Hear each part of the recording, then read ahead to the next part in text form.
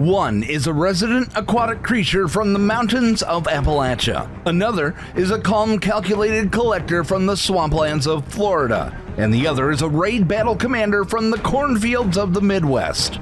Together, there are no signs of intelligent life on board. But with an average of over 1,000 days spent logged into the game each, the one thing we are sure of is you will be entertained.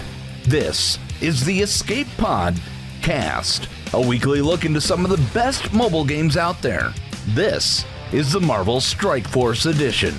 Live from the Nerdy Network studios aboard the helicarrier, here are your hosts, Flare Embers, Nick Williams, and Kyle Preston. Coming up on this week's episode of the Escapepod Cast. Holy crap! 4,000 Spiderweaver shards. Who's enjoying their free 7-star Spiderweaver? How has Scopley responded so far for this mess up? While we're nestled at home for the holidays, the Deathseed team came roaring through the helicarrier. U.S Agent's meta event arrives to dish out some brutal justice and kick off the Rebirth team's releases. Starting off with the Power Broker event. How's it been using the Underworld team, and how's Crucible been for you so far? Don't forget about the usual blog post. What's the next event going to look like? And how much work we gotta do this time. Thad closes the Darkhold and we invite BigCountryMags onto the bridge.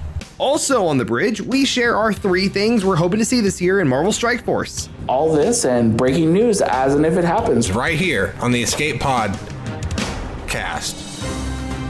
The Escapepod Cast News.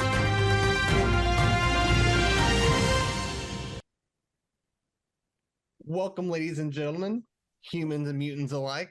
This is the Escapepod Cast Marvel Strike Force edition. My name is Kyle Billingsley, aka Bones88. I got my cohorts here, Flare Embers and Nick Williams, aka Sophronis. How you doing, fellas? It is so good to be back. Yes, sir. After a long holiday, absolutely. It's been a hot minute. It's been a very hot minute. I mean, okay, so first off, hi Biscuit Weasel, welcome to chat. Also, we had a couple of chances to try and do the episode last year. I can say that joke now because it's 2023 now. But no, so I lost water on the day we were supposed to do the episode, and neither me or my wife were like, yeah, we're not staying here while we don't have water. So that happened. Yeah, I don't blame you, man. I don't blame you at all. And that the season's just hectic, man. And it was hectic for me too. And Seth, you were traveling around, weren't you? Around that time too? Immediately prior, yeah. Yeah, so yeah, unfortunately we couldn't do it, but hey, we're here now, right? It's a new year, new stuff to go on for. So yeah, but before we start though, how was your guys' New Year's? Did it go well? The holidays and all that stuff? I had a kidney stone on New Year's Eve. Man. On New Year's Day. The pipes bursted in that, I'm sorry. That was not a thing I wanted to experience on New Year's Day. Oh man. Well, I worked most of the holidays, so I'd rather do that than that happened to me though. So sorry to hear that, brother. Wow, I feel like I had the uneventful one. I got Dormammu, but that was about it. So anything you guys want to say? Oh, tell them about our cadence changing around, all that stuff. We're doing things a little bit weird for January. First off, if you haven't seen, for any one of our regular listeners, for the main show of TEPc, there's been some changes. Paul and Neil are taking a step back. They're going more production. But we do have a whole new spin on the show starting next week. That's more Swugga focused. That is the Old Man's Private Reserve. They're having to restock the ship a little bit, get the cantina ready to go. They're having to program Bob a little bit because he's being a little bit particular. Apparently he's not really liking his new overlords. So no, he's not happy about it, but he'll have to deal with it. Apparently something struggling with a foul language filter, I think. But no, so Kane and Old Man Logan are going to be running the show, Old Man's Private Reserve, and all of us here at TEPc are super excited to see how these two new guys take their spin on what we do best here over at TEPc, and I'm excited to see what happens. So same, and I've done some shows with them, and they're awesome dudes. And Paul said it before that no better people to take their place than them. So I'm excited to. Bob will be there, so that'll be fun to do with them. And with that being said, thanks to Neb and Paul for everything they've done, and they still do. You know, they're still behind Paul's still watching us. He's watching over us. Yeah. But still, it was. And if you guys didn't see it, go watch it on YouTube because it was a great episode. And Arnold stopped by too, so I thought that was pretty cool. Yeah, that was pretty fun, and just all the cool good words that were said about it. But that and the channel broke a hype train record too. Absolutely. While we were at it. I mean, it was the perfect episode to go off on. I mean, everything just went well, and it was really cool. So also with that being said, they're gonna start next week. January is gonna be a little bit different. So normally we're supposed to be weeks 2 and 4 in the month. They're actually gonna do 2 and 4 this month, just so they can get settled in and get accustomed to everything. We're doing 1 and 3, so that's why we are starting off the year. And then we have an episode in 2 weeks, and then anytime we do have a 5th week in a month, Paul and Neil, and we'll figure out everyone else that's wanting to jump in is gonna come on, and we'll figure out what happens on those weeks, those months. Yes, sir. So we've got a lot to talk about today, though. It's been a hot minute. Hey, how are we wanting to start off today, guys? I think we got to talk about the 4,000 shard elephant in the room. How could you not, man? How could you I not? mean, it's sweet Jesus. Like, I mean, not once I kind of like it was kind of explained to me. Credit to Mobile Gamer for kind of breaking that down as to how it happened, because they had misaligned the gold orb in the other passes lined up correctly, but in the version 3 pass, for those of you over level 70, it was misaligned. So it's just as simple as a copy paste routine, just gone wrong. And surprise, now everyone has 4,000 Spider Weaver shards over Commander level 70. It's so ridiculous. So especially because she's crazy. Also, for reference, so I think I had almost a 6-star Spider Weaver before we even had this event happen. So I had 64,000 Ultimus credits that came out of upgrading her to 7 stars. Because that's, first off, that's an automatic yes, 100% taking her to 7 stars. She's arena viable, and she's super powerful. She's probably one of the most important characters in the meta right now, besides the Horseman characters. So having Spider Weaver as high as possible to make sure her stats are good and can do the things they need to do. Oh my gosh. I use her in Crucible. I use her in War. I use her in Arena every single freaking day. So yes, like, use her. Do it. I have her, but I don't have the other two. Is Tangled Web as a whole worth working on? It's really 2099 is the other counterpart. If you have her in 2099, it's just crazy. And Scopley, to their credit, has not made 2099 hard to get a hold of either. Yeah, I have all 3 of them unlocked. I just didn't know before I started working on them. For reference, if they're worth it. I have Weaver at G16, 7 stars, 5 reds. I think I have all of her T4s right now. I do not have her at ISO 4 just yet, because I'm kind of waiting to confirm what I want to put her as, or what everyone kind of decides before I waste those. And then I have 2099 at 8515. I will probably take him to 16 unless we have more bio characters that are required in these strike requirements, which they've not told us yet. So I kind of want to know your guys' opinions on just speculation, since we're talking about it. Who do you guys think they're going to require? Is it going to be all brand new characters, or characters that aren't in here yet? You know what I mean? I'm not quite sure. I don't know. Seth, what's your thoughts? My concern is they're going to do one particular thing, and I think that would be really detrimental to a lot of players, and that they're going to require the Dark Dimension characters. Because thinking about it is they're reworking Ultron for Masters of Evil. Doom's already viable, and Dormammu is his own time wall. And so people who are chasing even a baby Doom should have him at least unlocked. So I'm thinking that might be one of the requirements alongside Kestrel and Deathpool.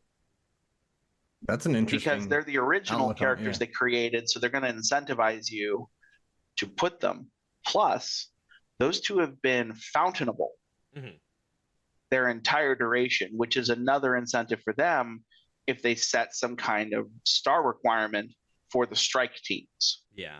I'm wondering not if sure they're going gonna to force do a star that. requirement, because if they do the Dark Dimension characters, so here's my opinion. Means you need 2 runs. I don't necessarily think. I feel like they're either going to do one or the other. I feel like they're gonna probably pick between the 3 Dark Dimension characters. If anything, it would be probably Dorm and Ultron. Doom has been super impactful, really long term. Like I think a lot of people kind of have kind of said Dormammu's okay in some ways. There's a lot of ways to get past Dormammu right now. If you're fighting in arena matches that use Dormammu, for reference, my arena team is the Eternals, Emma, and Spider-Weaver in 2099, and it wrecks faces on a lot of teams because Spider-Weaver does not allow revives. When she kills a character, they can't revive, so that completely negates the revive once mechanic that Dormammu gives. And so I use that team quite a lot, especially teams that don't have a 2099 or don't have an Emma. If they're using mostly Horseman characters with Weaver and Dormammu, if it's the 3 Horsemen, Weaver, Dormammu, instant win. It is so simple with that team. It's ridiculous. The fact that Arena has been so malleable the last little bit has actually been really fun. I've done a lot of pushing because of that fact. But I don't know. I feel like if they did Dormammu, that would kind of make sense, because they'd basically say, hey, not only do you need these 16 characters and then all of these other characters, you also needed to get through City, which required 5 characters, and then you needed to get through Cosmic, which needed 5 characters. Global's been kind of taken care of by the Horseman characters. If you've noticed, I think pretty much every character, save for like 2, no, maybe 3, have been global characters. It's been kind of ridiculous.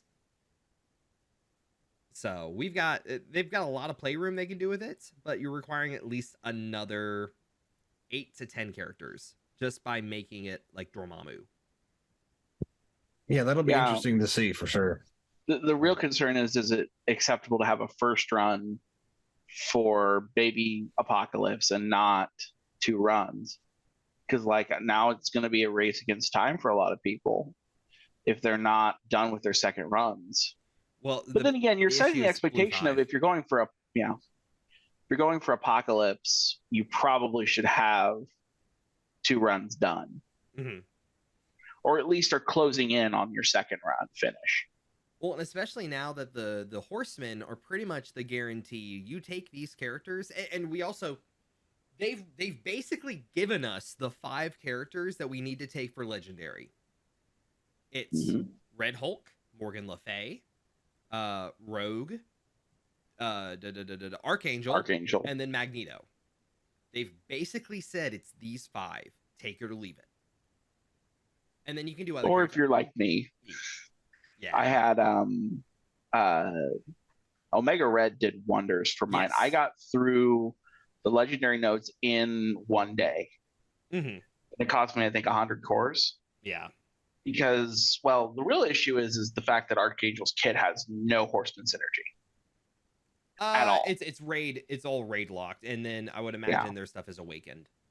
So yeah, once they give him his full like Horseman kit, either that or Apocalypse has to do something, because he was a wet noodle in DD5. He was basically I need a 5th slot. So I put him in. I already had Jubilee. So basically I put her in for one, him in for the other, and then revived one of them. Because basically Morgan, Red Hulk, and Rogue did most of the work with Omega Red, keeping people healthy. If you do Shuri's an excellent option as well. The defense plus up, you get a ton of value out of that for her. Defense up, chart, energy going around, healing. It actually did a lot more work than some people give her credit for. I still remember when people crapped on her for putting her in Dark Dimension. So Speaking of Dark Dimension 5, I just started it hey! the way I'm approaching it is Apocalypse first, and then just whatever I get from that, I'll put Right. towards Dark Dimension 5. So I mean, I'm not going to be able to progress all the way through it, but I started it. Realistically, DD5 character wise, I mean, it's mostly raid teams you already have that are close. It's mostly for city, you just use Shang-Chi and the Spider or Web Warriors for it. I mean, it's a grind, it's a slog, but you get through it. It's going to be harder now because of Rebirth. I don't know. And I feel Yeah. like people are saying, Are they yes, city? the Rebirth is... No, they're not. That's the problem. They're global. So if you're trying Everything's global. if you're trying to go for raid focus, it's really hard. So I imagine we're gonna have some options come out in the future, and I still use Web Warriors. Gosh, there's so many. All of these different characters with all of these similar names: Spider Weaver, Spider Man, Spider Miles, Scarlet Spider, Spider Punks. Mags says Web Weaver too the other day in text, and I thought it was funny.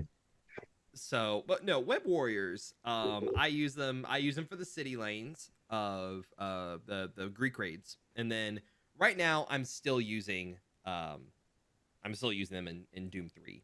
We're actually in 3.1 now, so we're doing 3.1. We're hitting 60% about every other day, so we're growing, we're climbing. And yeah, we can use Gamma. Gamma's an option. But They suffer from the fact that they don't get as much of their war benefits. If you'd had the war kit in raids for them, would be way better. Like I kind of struggled a bit when my Web Warriors would just draw the RNG wrong, and it was still a slog. I know some people are already so the people that have already unlocked Captain Carter and U.S. Agent, they're actually using the 4 that are available right now in Red Hulk, and that's actually doing some work. So I will probably try that, and then when Agent Venom comes out, who's going to probably require spores, we're going to see what happens. So, all right. Speaking of raids, how about that Deathseed team? Oh my gosh. They are, I will say, like, even though I can just hit sim in Doom 3.1 with my team, with them all at gear 15, ISO 3, and then Archangels at 16, I can just hit auto and not care. Like, I can even do the boss node just hit sim, don't even care. As long as they're cooldown, as long as they're not, like, gravely injured, they'll just do it on their own. But I really enjoy actually playing them, because of just how dynamic the team is. Yes. Especially because you got Nemesis stomping around, wasting your time, shooting flames everywhere. But no, the kit's amazing. Let's when do it's this. in Where's action. everyone at for Archangel? So we did when Archangel came out, I streamed my run here on the channel. I ended up with a 5-4, and then I purchased the 5th star. So I have a 5-5 Archangel. What about you guys? Kyle, what'd you get? I just did the level 4 all Scourge trick, so I did the minimum. So I got the unlock. I don't know what the red stars were, maybe 2 or 3.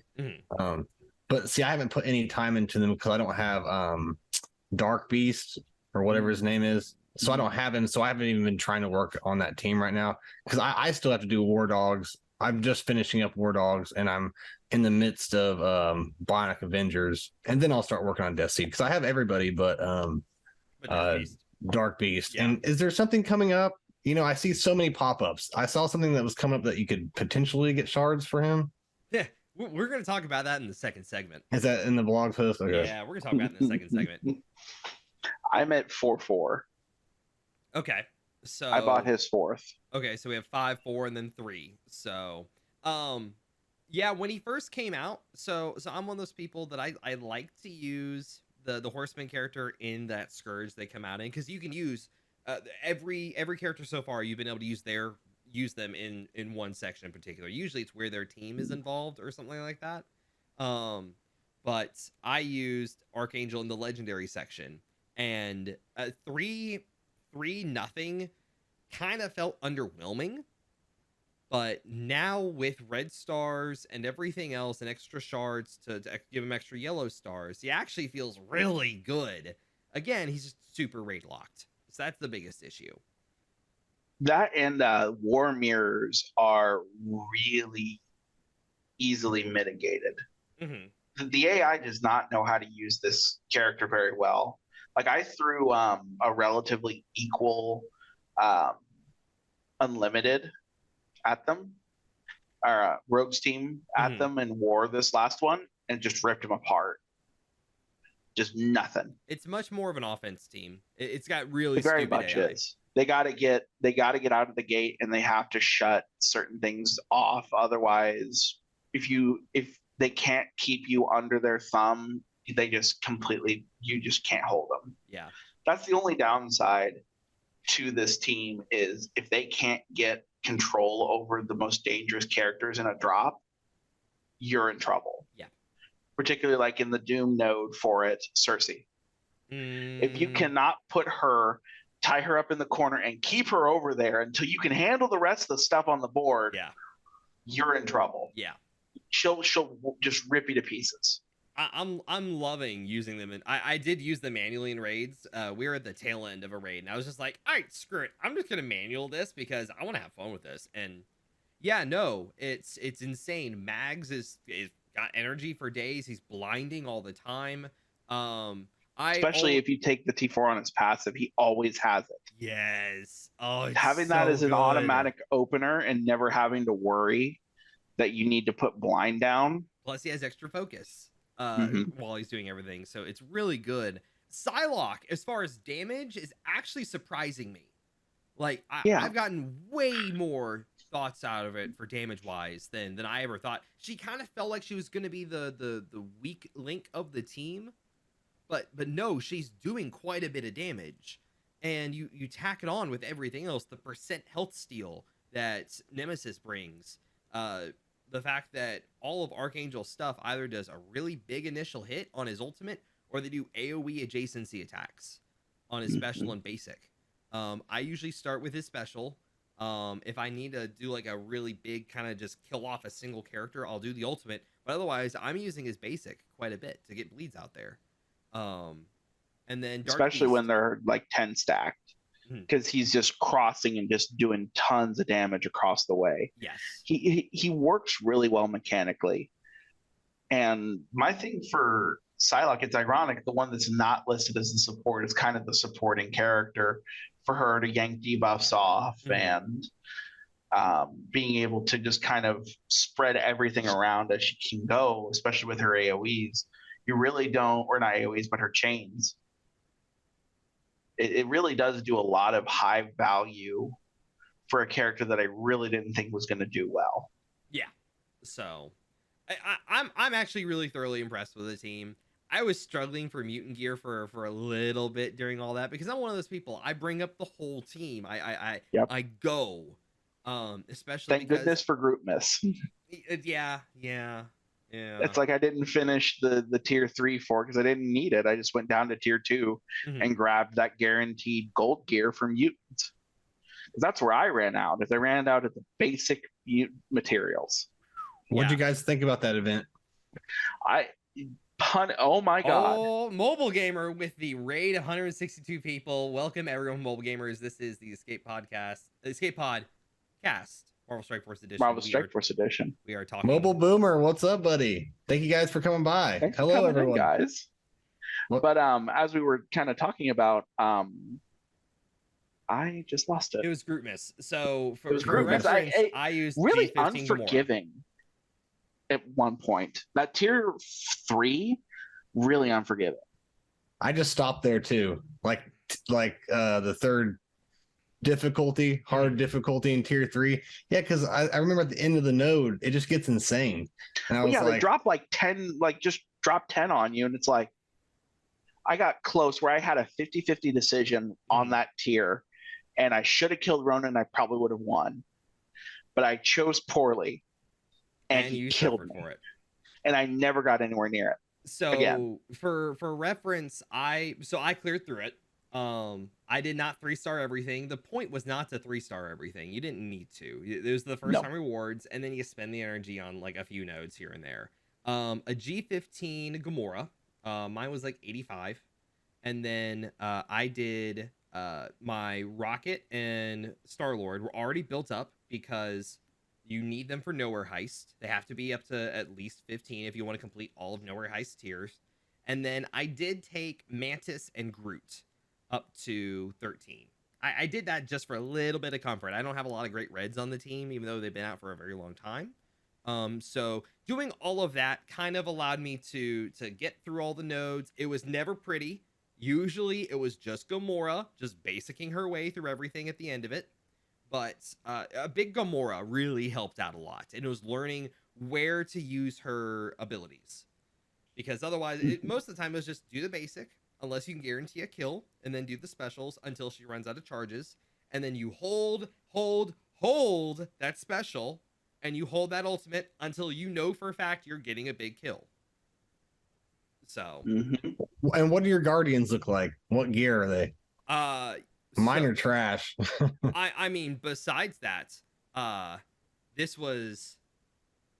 Mine are still relatively trash. Like I said, I've got... actually, I'm not finished gearing my team right now for Nowhere Heists, so they are still 14. Rocket and Star-Lord are. Gamora was 15, but I did have her at 85. And then, like I said, a G13 Groot and a G13 Mantis. Drax is still sitting at like level 54, gear 10. Same. Just down in the bottom corner, just not doing anything of value. He's just kind of, he's a pre-taunting tank when I need to literally like dodge one attack, and that's it. Yeah, no, I had to take him out and use Mantis to get farther because he was just worthless for me when it came to mine was 3-star, roughly the same as yours. Yeah. Not to mention trying to put ISO on, like I put very little ISO on the team. I had a lot of certain ISO types. I had a lot of protectors. I had a lot of blaster. So I was like, okay, fine, whatever. But otherwise, yeah, no.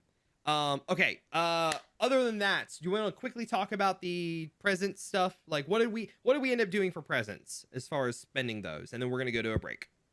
Go ahead, Nick. I bought 100 Nemesis shards.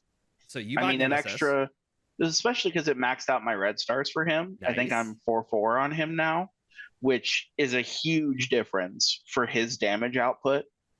So, and the fact that he doesn't get, immediately blown up by stuff. Okay, so you did Nemesis shards. Kyle, what'd you do? I did some Nemesis shards. I did a bunch of different ones because the ones I wanted to save up for disappeared. It was the first couple, I don't remember who was in them. That's the ones I wanted, and it was too late. So at that point, I would just say, if I was close to starring up somebody or something like that, I just, bought those shards. Or it's just, I don't remember who was in there, but if it was a horseman team, I bought shards for there just to ease up the crunch or ease up the farm down the road. But but yeah, I mean, it wasn't a bad event. I just didn't think it was the greatest event. It was really slow, and it was just another event. You felt like you were waiting to try and do something, and it was just like, it was really impactful the last week, but everything up to that was just kind of, when are we getting there? When am I going to do anything with this? When's that happening? I did the blue 4 ions. That's what I did my big purchase on, 3.75 million presents. I was holding my remaining presents for potential teal uniques. I'm still like 1 shy on Magneto and 1 shy on Dark Beast to take both of them to G16. And so they never showed up, and I'm kind of mad for it. And I had like 200,000 presents just wasting away now. So other than that, how did we feel about that? And then we're going to go into a break. Just did we feel okay about December, or was it kind of meh? Like, are we thinking like a here? It was like a C. C plus. Yeah, I would give it a C plus to be nice. It's Christmas, right?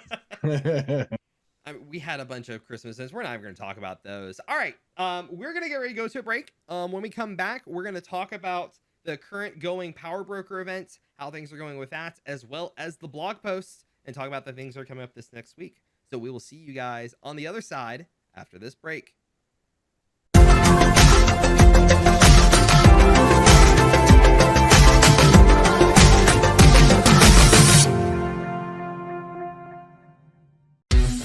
Hey there, listeners. Merchandise specialist Critty K here.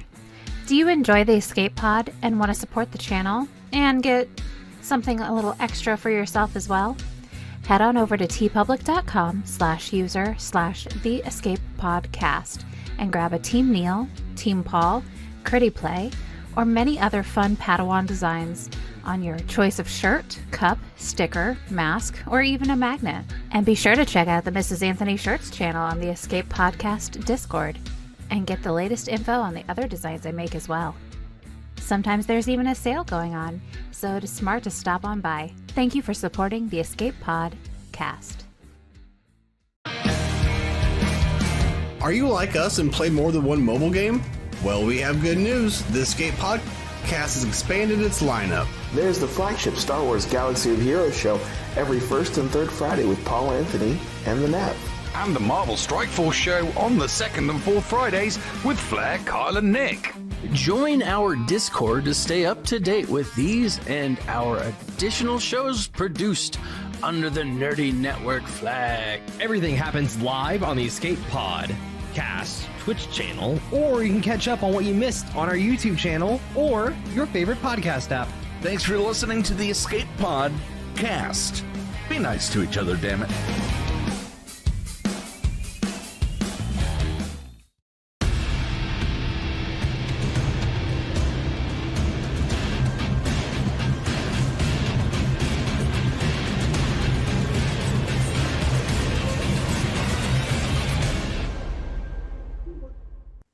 Welcome back, my friends. Blair, what do we got for him? All right, we are in the middle of the Power Broker event, and there's a lot of stuff happening with it. Actually, no, let me take that back. It's actually been a really easy first week event. Don't you guys think so far? They're probably lulling us into submission. It's always the way it is. It's the calm before the storm. It's the draw you in, and then they're going to get you on something. But I would say, particularly, like, I'm a little irritated of how they started the event, it being in the middle of Trial 3 for Crucible. Like, you could have at least been considerate and let us, do it on a fresh Crucible run. Like, that, this really feels disjointed for your points accumulation. And it feels like we're being deprived of opportunity to actually earn points in the event. I mean, like, spending gold, fine, I could do that, but I feel like that's not the point, and that they actually want you to do the Crucible battles, but they're not giving you any, so you can't. Well, so time-wise, just understand that this is going to run through Trials 1 and 2 of next week. So timeline-wise, we're going to get our 3 Crucible trials. So they're really trying to make sure that you go kind of heavy offensive, because it's 2 million points per Crucible win, and it's really specific. It's a win. It's not playing Crucible, so you can't load up 18 attacks and get 36 million points. But yeah, it's the waiting period that kind of sucks. Yeah, I mean, that's about all what you guys said is about all to say about that. I mean, it's just another event. And the medals seem to be just kind of run of the mill. Doing War with Underworld feels fun. I mean, I've really enjoyed taking up the Underworld team. So I was actually like a day or two behind on unlocking Mr. Negative than everyone else, because there was just a brief little period there. I was just like, I have too much on my plate. I'm not playing for a day or two. I'm part of a retired alliance now. I'm part of a retired cluster now. So we are very much, hey, we're going to take it easy, even though we're actually doing really good right now. But no, so I unlocked Negative like 2 days late. But then immediately started working him up. He's at 14 now for me. I have the rest of Underworld at 13. I don't really want to put more than I have to. I'm just putting them there for the extra points to knock off like an extra battle every war. And plus, they actually are pretty powerful. They're pretty good, even at low gear levels. I enjoy seeing how high I can punch up against Hero Asgardians with them. I haven't used them against them. Ooh. It's kind of silly in that it's like you feel like it shouldn't work, and then it starts working, and then you're like, Oh, yeah. Why? This does work. How does this work? Oh, Why does this work? What Uh-huh. what is the point of this? Yeah. It just feels like I think I got off a 300k punch up, and I'm just like, that shouldn't have worked. Like I had guys that with like less than one sliver of health. I'm just like, Mhm. what did how did you should have died. Maybe some lucky crit avoids and stuff like that. It had to be some really weird RNG Mm-hmm. for them, but that team is silly. And also, with all the minions flying around. I As long as also you have been keep the having to do war. minions flowing. Like I've really not been doing a whole lot of war, just because it's like I have too much stuff happening right now, and I was just like, okay, now I need to do war now. I actually need to do it, and I'm hitting like 11. I've done 11 battles right now because of my numbers. I think the average that you have to do if you don't have Underworld even built up, I think is like 12 or 13 per war. 13 attacks. If you want to max the event and get all of the power the justice medals. If you even have them unlocked, it goes to like 11 with like a 12th battle. So I think my numbers are now to like 10 battles if I use Underworld, and then like one extra battle somewhere else down the road now. So everything's actually kind of fun. I've been doing all out offense on Crucible. I'm still sitting in Plat 2, which has been it's been a slog, I'm telling you. How are you guys in Crucible? I think I'm right behind you.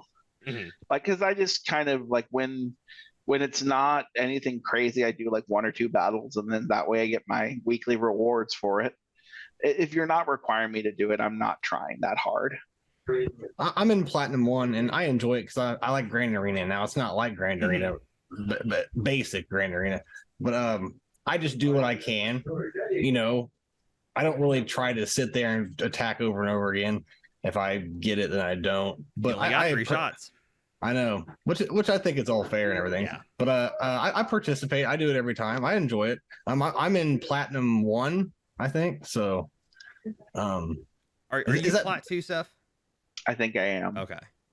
So it's not on like Plat 3. Is Platinum 2 and 3 better than 1? Yes. Or is it the other way around? Okay. So it's 1, then 2, then 3. So I'm like, if I go a 3-0 this next week, I think I go into Plat 3. So but I have to do a 3-0, and it's been really hard to do a 3-0 the last little bit. I'll either run into like one dude that is just straight up turtling, or has like 10 more million TCP on me, and everything is at 16, and I'm just smashing my head against the wall. Or like we're literally down to the wire because of one misclick. So see, mine are never that like epic. It's just like either I get blown out or I blow the other guy out. Mm-hmm. That's about it. Mm-hmm. Seth, how's your week's been going? So, doing Crucible. Oh, I take how's it back. been? I'm gold 1. I'm really bad. Oh, that's completely different. Ooh, boy. And that's the thing that kinda... I feel like I thought it was doing better than that, but okay. You need to step your game up, dude. Because that's the thing. That's quite a bit of the blue 4 ions. So yeah. I think it's like 70 something K if you're in a certain threshold of there. So I'm like, yeah, I'm taking every chance I can to get higher and higher and higher up. Basically every chance I get to get those blue 4s, I'm getting the blue 4s. Because I think everyone has just kind of agreed at this point. It's not the characters, it's not the gear, it's the freaking blue 4 ions that's gonna like gatekeep anyone from unlocking Apocalypse. Because of just how little there is going right now. You're completely right, but I'm happy that they put some character shards in there. In the Crucible store? Yes, I am happy about that. My gosh. Like, yeah, for sure. I love that. I'm just farming the crap out of those top 3: Abomination, Hulkbuster, and Gambit. Mm-hmm.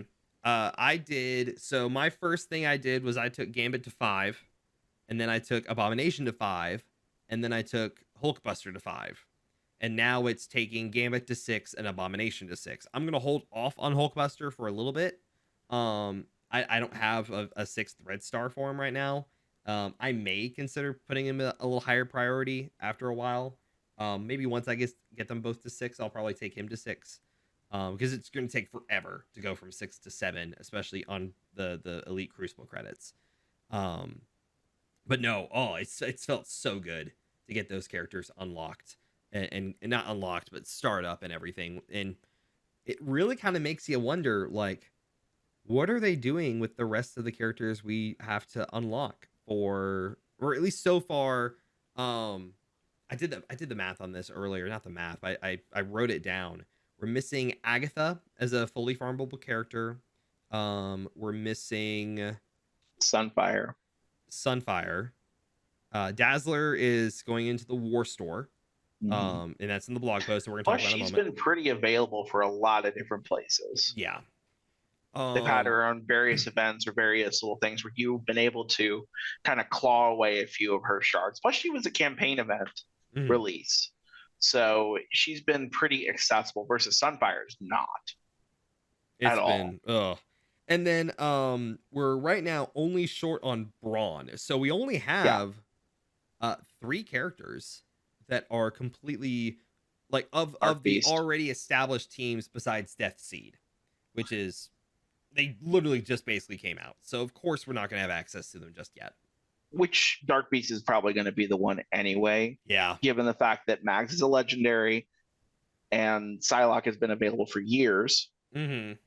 Plus, we just had a campaign event for Nemesis with presence too.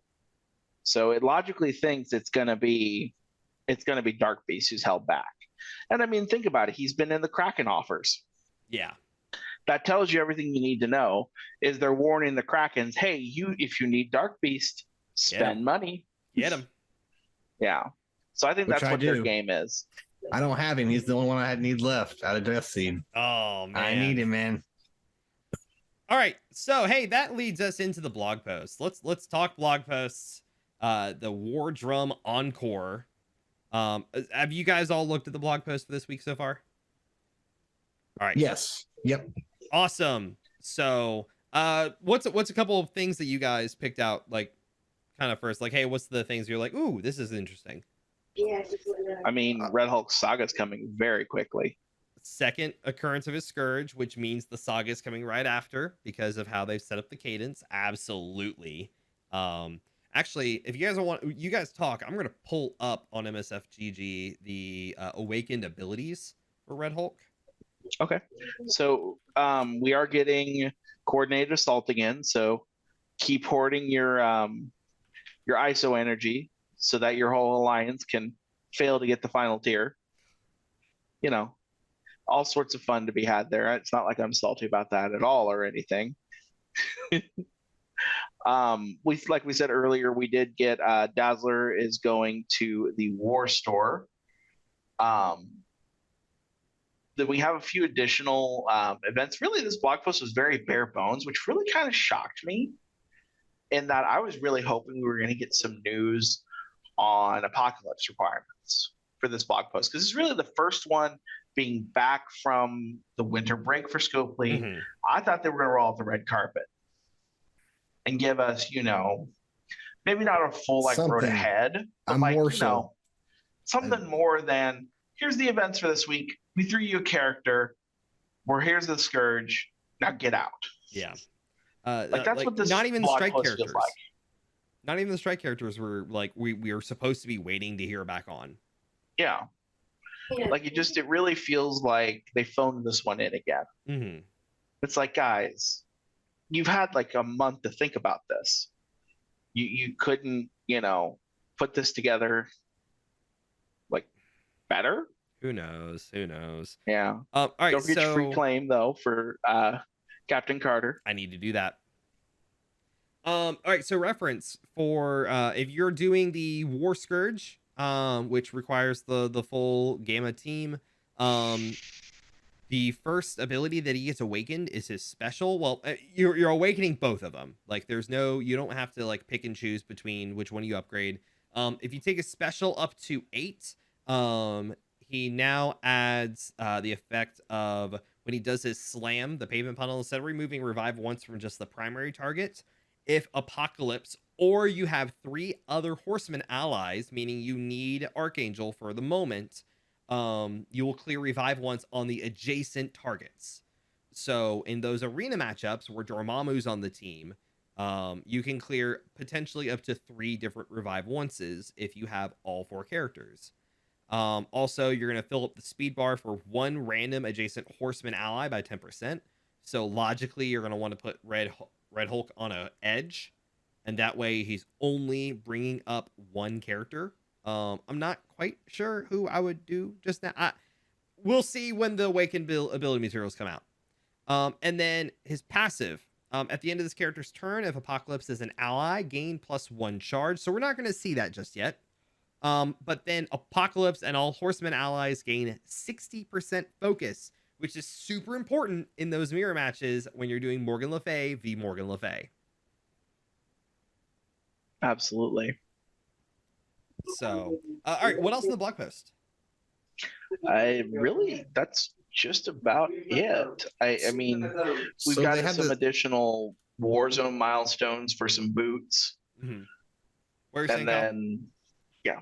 Oh, I just wanted people to you can earn gamma bomb orb fragments, but it's from select campaign nodes, so that kind of sucks. It's just from whatever ones they want you to farm.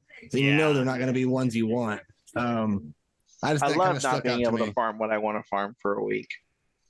Thanks, Scopely. I like not being able to farm Phantom X.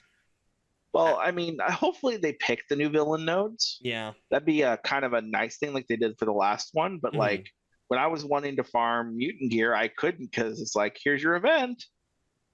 Or else. Yeah. It's like, really? Mm-hmm.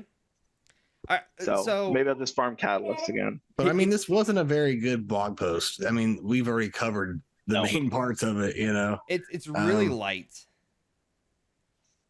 Oh, don't forget to not be able to use full stars on your Mr. Negative because War of Shadows. Actually, I have every other character at almost 7 stars or at 7 stars, so this one actually is not going to be terrible using Underworld. You're just not going to get all of your shards, your points for Mr. Negative. Hey, can we talk for a second about the fact that they advertise that you're getting like Abomination shards in the next week's event, or you're getting Dark Beast shards in this week's event, but you know where the milestone for those sits? It is way up, well and beyond where most people are going to hit, unless you're a Kraken or like a very heavy whale. Like, yeah, Abomination's at milestone 38, which is 82,000 points. You'd have to spend 82,000 campaign energy.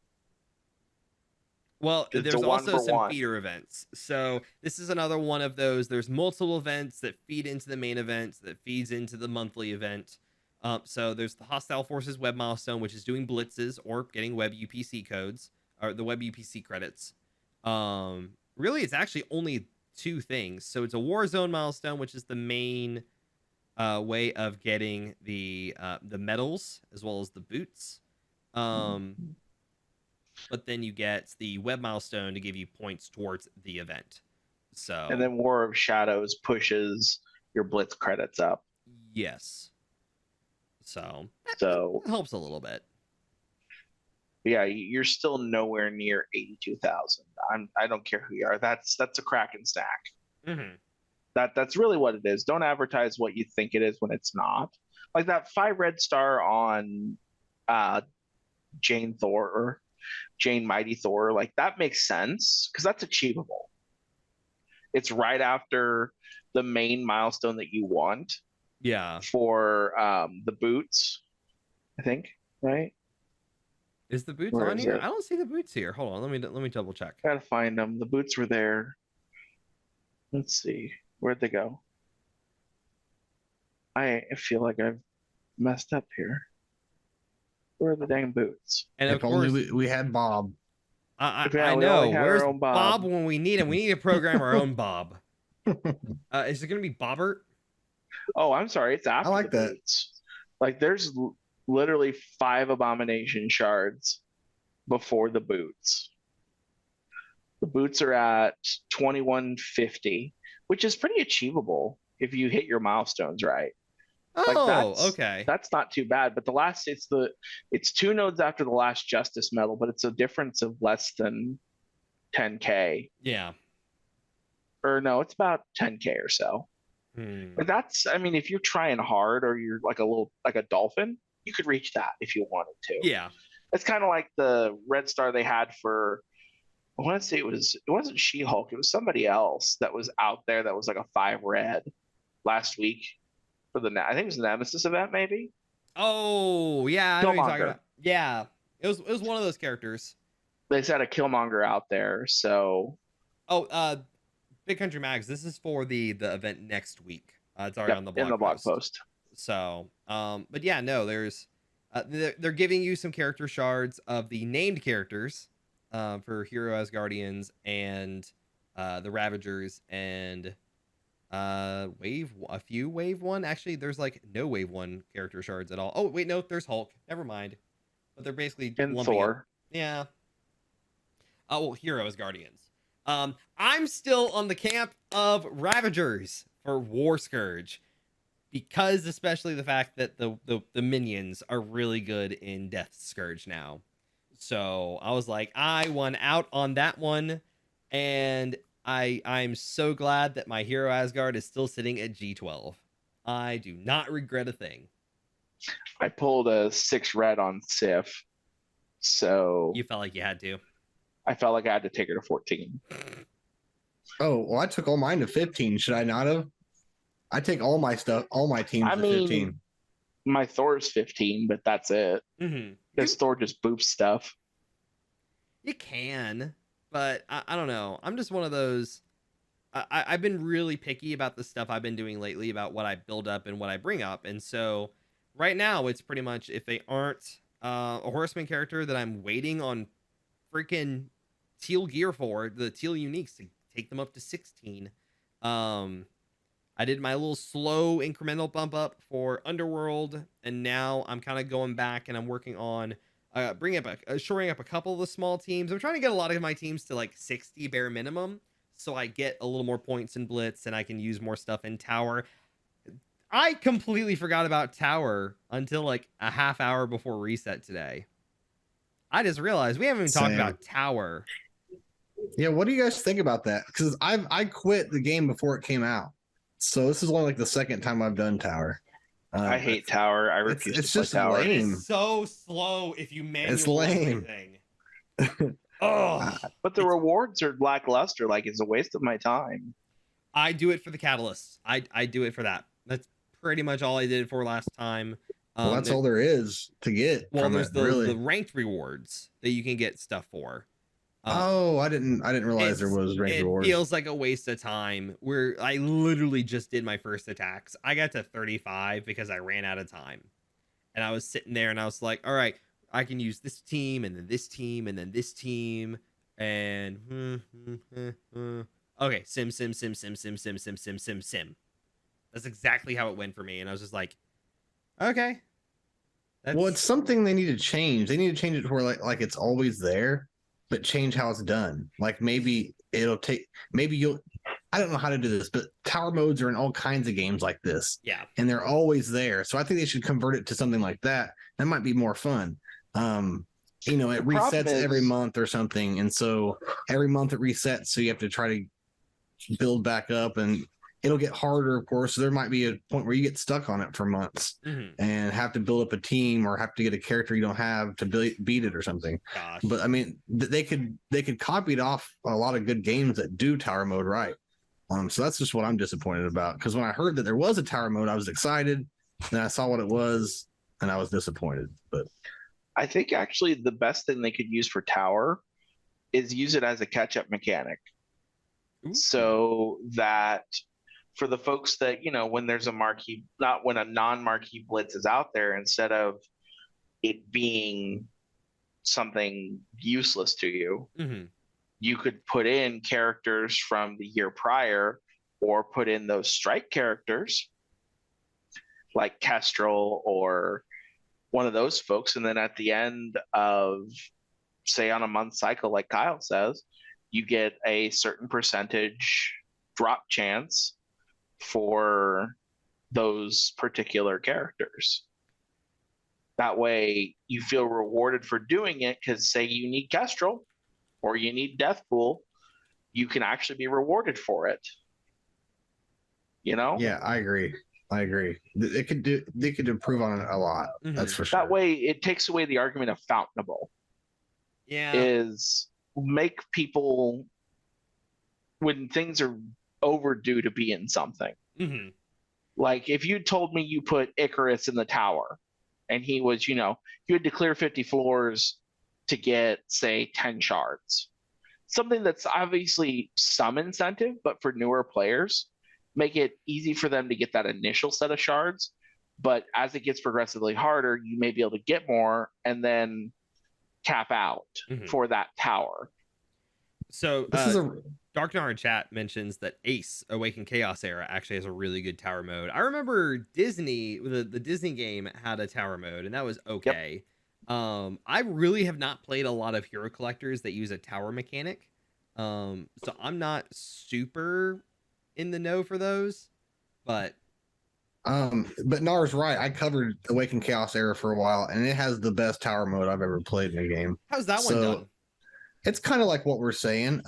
You have a month to, and there's different difficulties, right? As far as towers go, there's entire towers are just easy, entire towers are normal, hard, nightmare, whatever. And even like the normal ones were so hard that you could barely get past them. But every month they might put like a modifier on the enemies so that you have to change up your strategy. I can't remember if it was the same enemies, just different modifiers every month.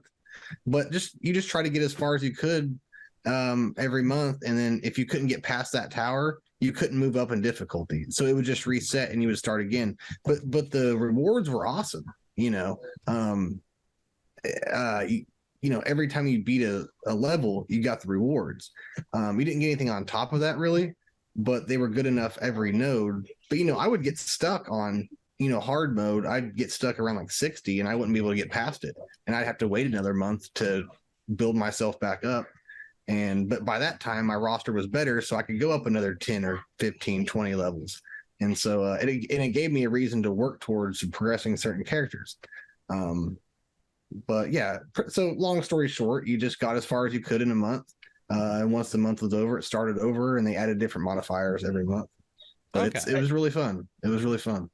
The only concern is making sure it's not too similar like Pocket Dimension. Or they could just bring Pocket Dimension back more. I would take that over Tower. I like Pocket Dimension. It just doesn't come around long. Yeah, it doesn't come around enough. That's the only thing I have. So maybe kind of merge the two. So where Tower becomes monthly and has that kind of Pocket Dimension feel, where you're time limited, the difficulty ramps, you can only complete it a certain number of times, and the rewards are worth doing that. Yeah. I mean, what would you guys think of a conquest type mode in Marvel Strike Force? Like, I hate conquest, but I think I would enjoy it more in Strike Force than I would in Swugga, just because I enjoy the game more. I mean, overall. We kind of already have that. It's called Scourges.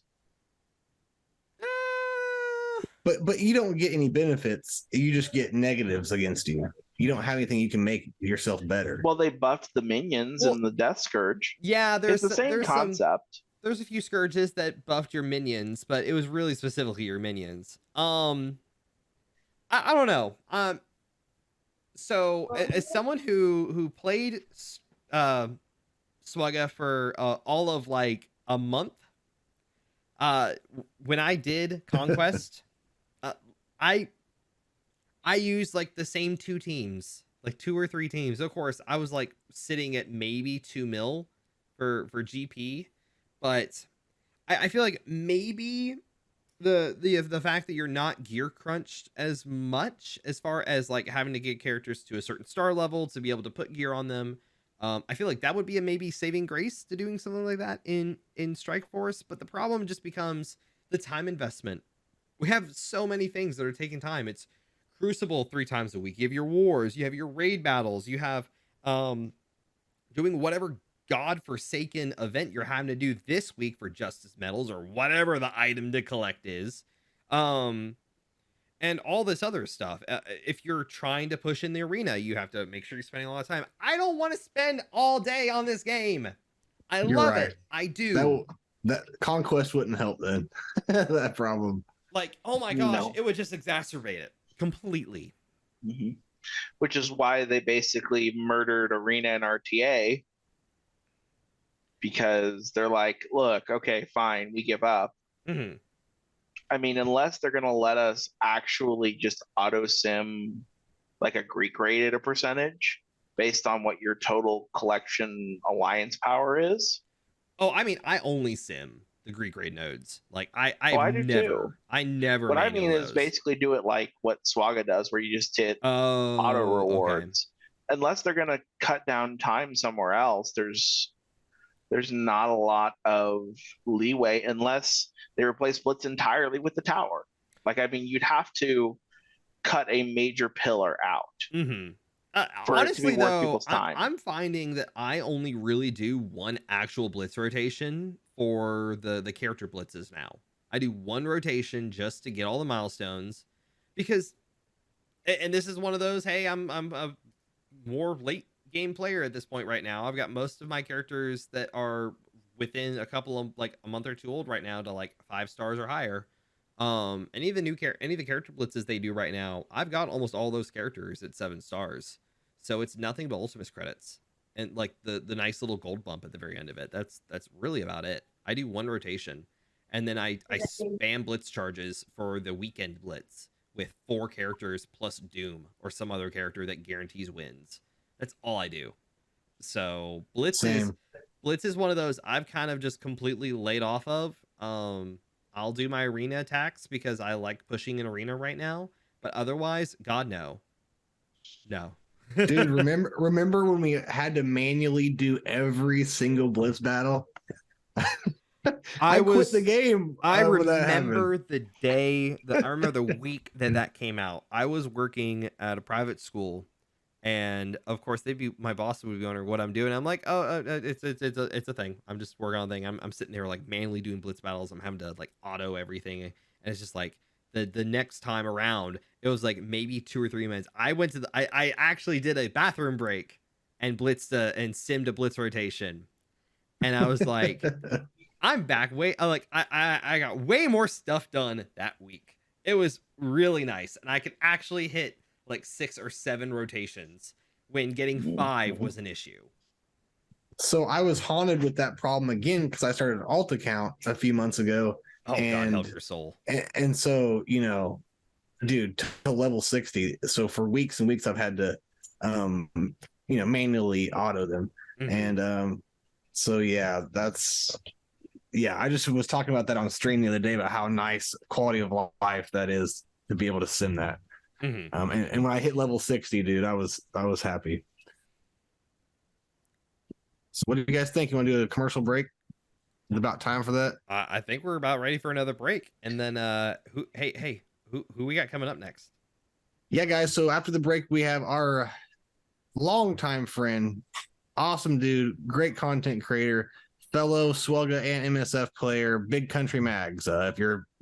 If you've been around here for a while, you know who he is. So I'm excited to get him on here and talk some MSF. Yep. All right. We will see you guys on the other side of the break. And then, hey, yeah, we'll talk to TEPc's favorite Viking. So we'll see you on the other side. It's going to be really loud. Give me just 1 second.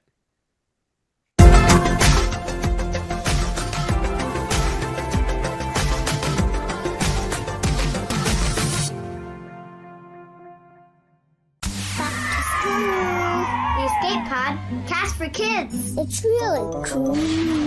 Hello there, Padawans, and welcome back to Storytime with Uncle Thad for the Escapepod cast for kids. I'm really excited about today's character. As we continue with our discussion about those wielders of magical arts, I would not be doing my job if I didn't bring up one of the most notable characters in all of Marvel canon. And not just because he's bald. I mean, that doesn't hurt his cause. But today's character is a dedicated hero of Earth 616 and one of the world's most important mystics. So without further ado, let's talk about Wong and where he fits in Marvel canon. What most people don't know about Wong is that he isn't a fictional character. Wong, or Wongers as he's known to his besties, is actually Benedict Wong, actor, underground fight champion, librarian, and sorcerer supreme.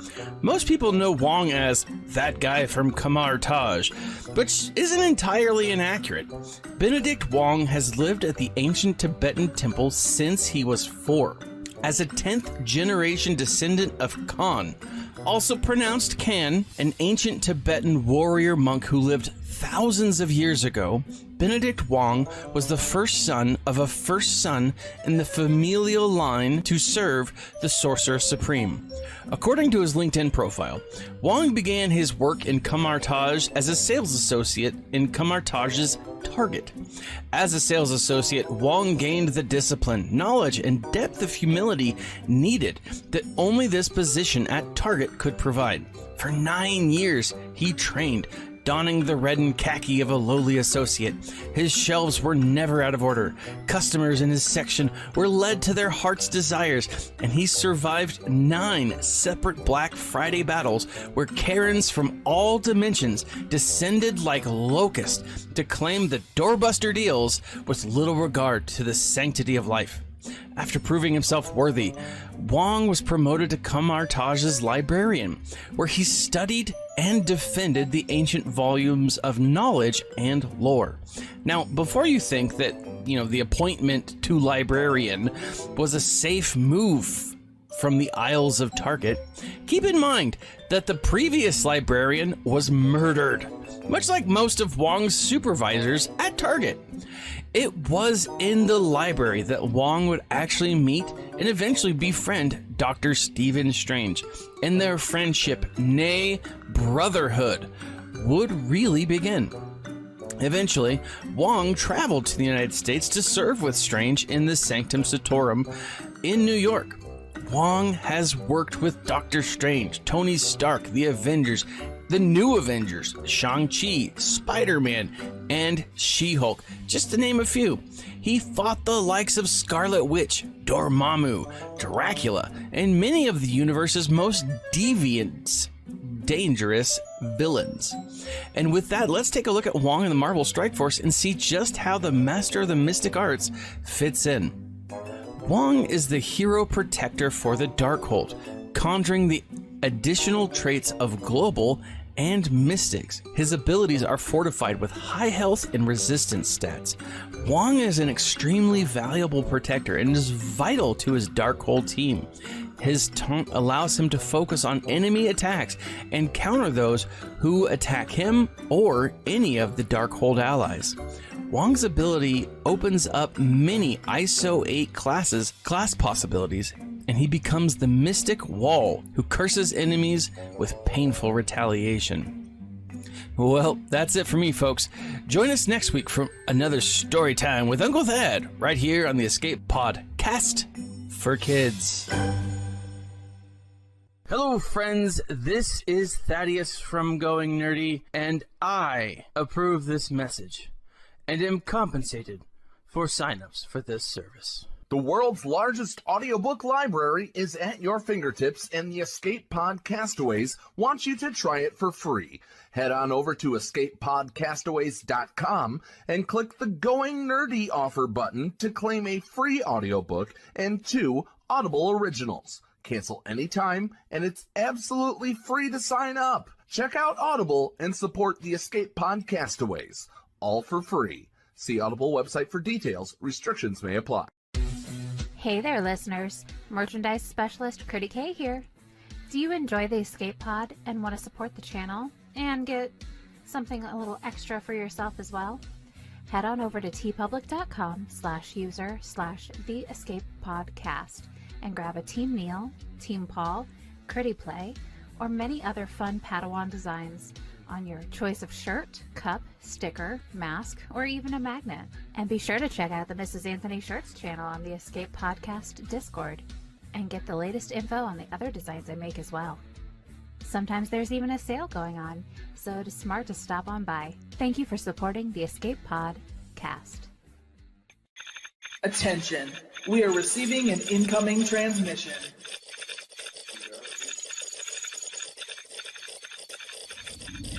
Attention. Attention. We are receiving an incoming transmission.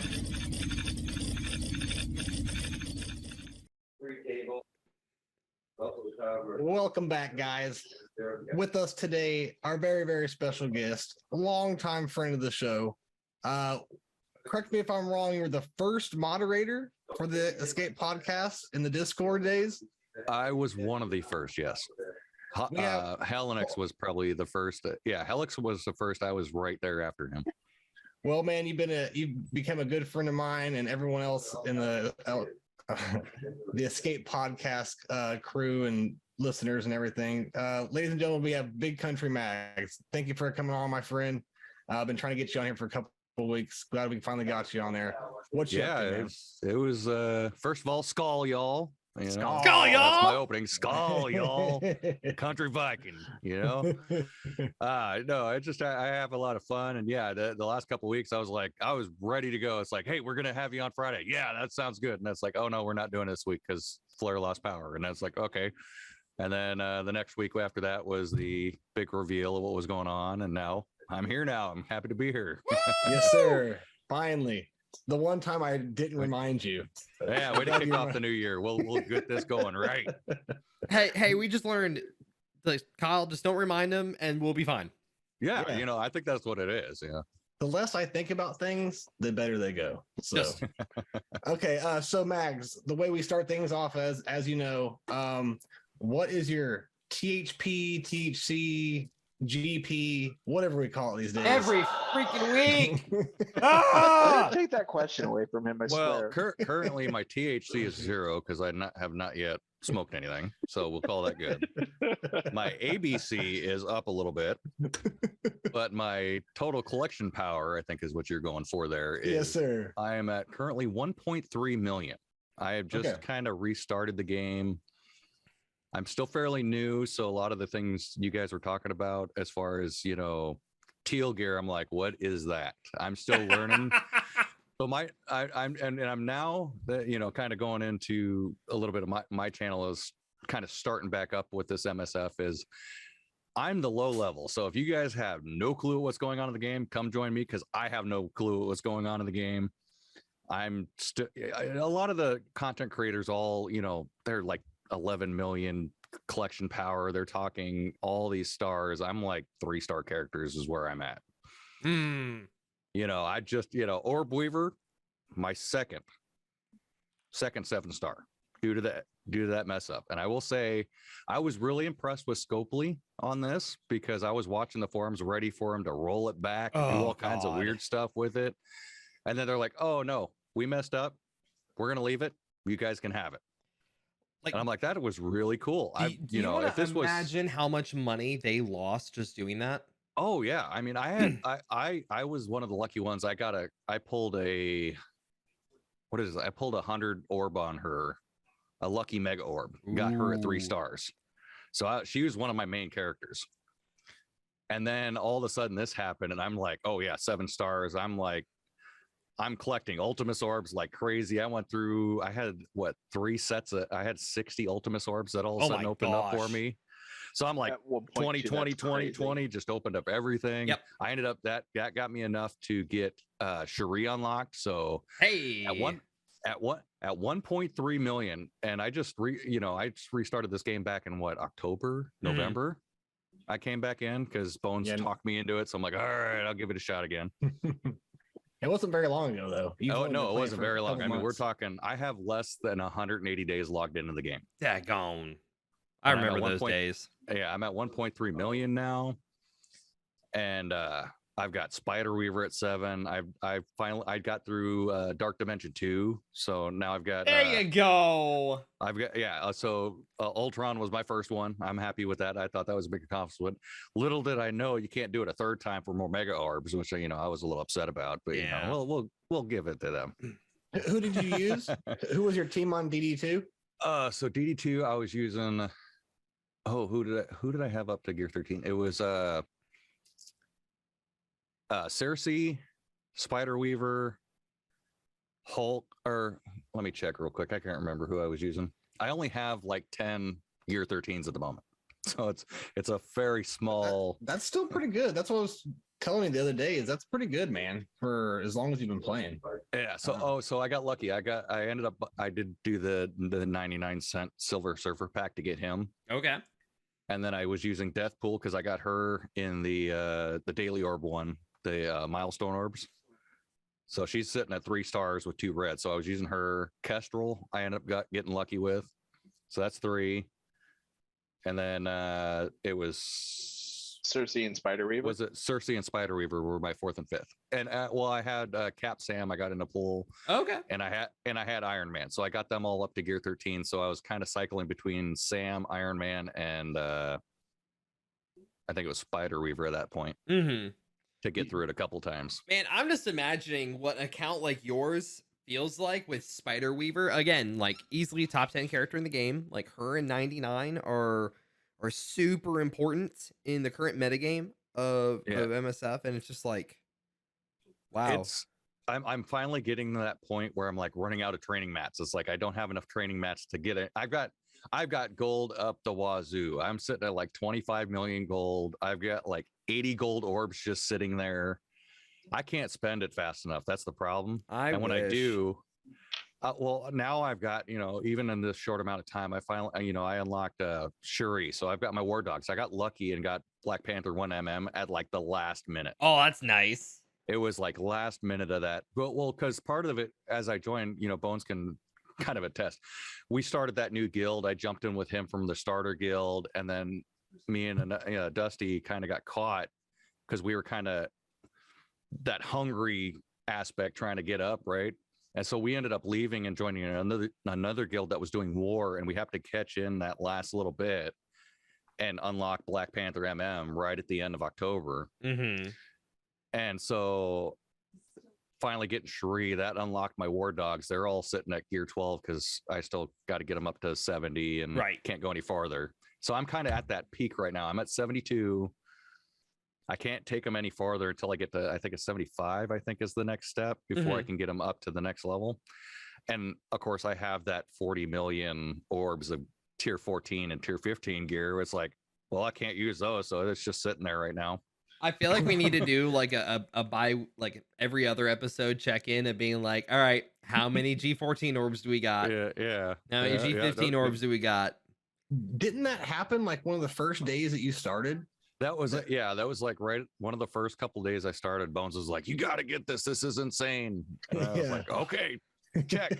You won't use it for another 3 years. Like, what do you do? I've got all these orbs. I can't use it. Well, first of all, I was still level 62 or 63 at that point.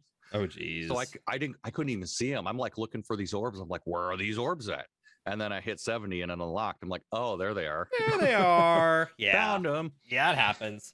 I'm pulling up my game right now just so I can get an idea of how much I've got. Oh my Lord. Like, I'm just thinking, like, good Lord, I barely even touched them. It's something that now, I have once I get to that level, I have no fear of, running out of gear at that point. I'm still farming stuff. But I think it's especially so going kind of cycling back a little bit, the Spider Weaver orbs and stuff or that mess up that Scopley did. It's really refreshing to have a game that the devs came out 2 hours later and said, yeah, we screwed up, but we're going to let you keep them anyways, and we're just going to leave it as is so people have the chance to get it. Well, they also realized that to try and undo that colossal foobar they did would have probably done even more damage than what they did. Oh, yeah, that's true, because I had locked Shuri at that point. Everything else, I'm like, that's why I was clicking as fast as I could to get everything I could. All right, so just they for really reference, learned their lesson on that on rollbacks. Oh gosh, when they did that one time for Australia, that really had nasty repercussions from their coding side, from my understanding. Yeah, I mean, this could be apocryphal. I could be wrong. I've known I've been wrong. Yeah, I mean, I cover other notorious game that has done rollbacks in the past, and it hasn't been pretty. So, but still, it was refreshing to say that. You guys want to know how much money they lost per player? Oh, I'm sure they lost a lot by giving. I would love to hear 4,000. Okay, so this is based on the math of the 50 character shards for $30, which is kind of their popular offer for their their top tier characters. That is equivalent to 80 of those offers. 4,000 shards. That's equivalent to $2,400 USD per player. Wow. We have a lot of players in this game. So if we did their Scopel maths, yeah, that's quite a lot of money that they did not get. And it was on the free track, by the way. Someone in the accounting department is like kicking themselves because they're like, dang it, we could have put it on the paid track. Yeah, that guy got fired. Why did we screw up the free track? We could have screwed up the paid track. You know, it made a killing. What's funny is this was probably an intern. It was an intern. Because if it was a solid coding thing, it would have been for all 3 tracks, but it was just for track 3. Well, it's because track 3 had it misaligned. They copy-pasted bad. But somebody messed up that copy paste and messed it up. But I don't know. That makes you think, how easy is it to code this game if a simple copy paste can create that? Well, so I've done some web coding in my past history and been playing around with it some more now. And you'd be surprised how just one letter in the wrong spot, be it one spot to the left, can screw up everything. Yeah. But it was an unpaid intern. It probably was, yeah. But all of us are whether former or current SWGA and MSF players. Yeah. But SWGA never messes up on their packs. I mean, can you guys think of an instance that's happened? I mean, so they never have a glitch with their packs. It doesn't seem like ever. And then it seems like Strike Force is having it all the time. So people are like, well, now they're thinking they're doing it on purpose. I don't know if I believe that, but yeah. I think it has to do with Parent Studio a little bit. Oh, Malik shards. Malik shards. I remember the second time that Malik came back around, players that already had him unlocked could do it again. The double drop, yeah. That was like the only time though, but that wasn't paid though. That was still the Conquest shard breaks. But not nearly like this. Twice or 3 times, where they let you basically get another 20 shards if you'd already unlocked them. But I mean, I'm more talking about packs though, really. I mean, this kind of mess up with the web weaver would be like having 400 shards on the conquest path be on the free side, so you unlock Ben Solo on a free one in 4 boxes, right? 4 crates. Yeah, that's what it'd be equivalent. That's how I've been kind of equating it to other people. It's like free Ben Solo. But Spider Weaver is officially Web Weaver because it's two separate occasions. Mags and Flair said it, so it's official. Yeah. Oh, speaking of which, listening you guys talk about Magneto, it keeps screwing me up because I'm like, why are they talking about me? Because I'm Mags. Oh, because I say Mags. Yeah, when I talk about Mags, I say like, Mags. What are you talking about, Mags? Who's Mags? It took me a second, but I did the same exact thing too. Yep. But talking about how appreciative you are of that, I completely agree, man. Because we come from, once again, the SWGA world where they just don't give anything to us. They just always take. There's weird communication as a sidetrack. We haven't had good any communication from them in like 2 months. Yeah. We don't know what's going on, what they're doing. But as a consumer, and this game, even just coming out and saying, hey, we messed up is a big step and a big kind of breath of fresh air. Mm-hmm. And I was about to say that is all a consumer or a player wants is you to admit your wrongs and not act like we're stupid and just keep going, or, you know what I'm saying? Like SWGA does. They won't admit they're wrong. They act like it's the player's fault that this happened or whatever. They never admit wrong. With any game, all we want is, we don't want to feel stupid. We just want you to admit your mistakes. We're not going to tear you down or anything. Just admit your mistakes and move on. And that's what the Strike Force devs seem to do. The other part is I think this also has to do with parent company too. That could be, yeah. Is Scopley being under Boundless, they're not, as far as I can tell, they're not one of the big villains of the gaming industry. Because when you think about it, CG being part of EA, the biggest villain in gaming, I mean, other than Blizzard, the only other alternative, they don't make mistakes because their apparatus doesn't allow them to. In addition to the fact that, EA can generously be described as a blood-sucking vampire at times. the biggest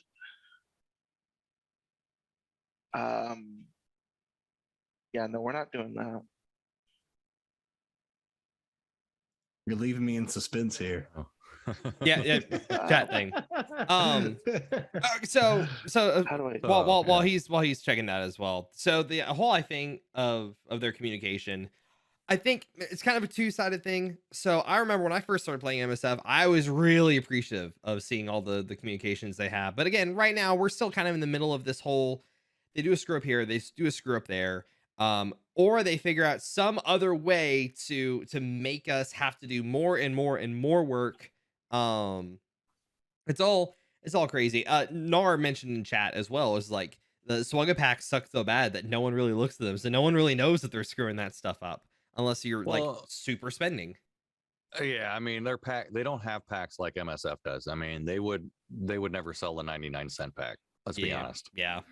And I've even said this on other streams, it's like I can get a whole team. I mean, it might not be a great team, but I can get a team that I can get a usable team for $15 and be able to accomplish something. Mm-hmm. Yep. Especially where you're at in the game. There's right. So yeah. Even those some cheaper of those packs are so valuable to a beginner player, much more than an in-game player. Like right now, I've got some of the top teams. You guys talk about these teams that are running, and I'm at 1.3. I've got the Bionic Avengers that I'm gearing up right now. Do you have the whole team? I have the whole team. Wow. Okay. I had Iron Man because I got lucky with him when I first started, it was like, I think Captain America was just coming into the game. Oh, okay. First started, and it was like the $10 pack to get him to 4 stars, right? Yeah. And then I think Iron Man was the first legendary that I played. And then I shortly lost interest not lost interest. I was too busy with Swugga going back and forth.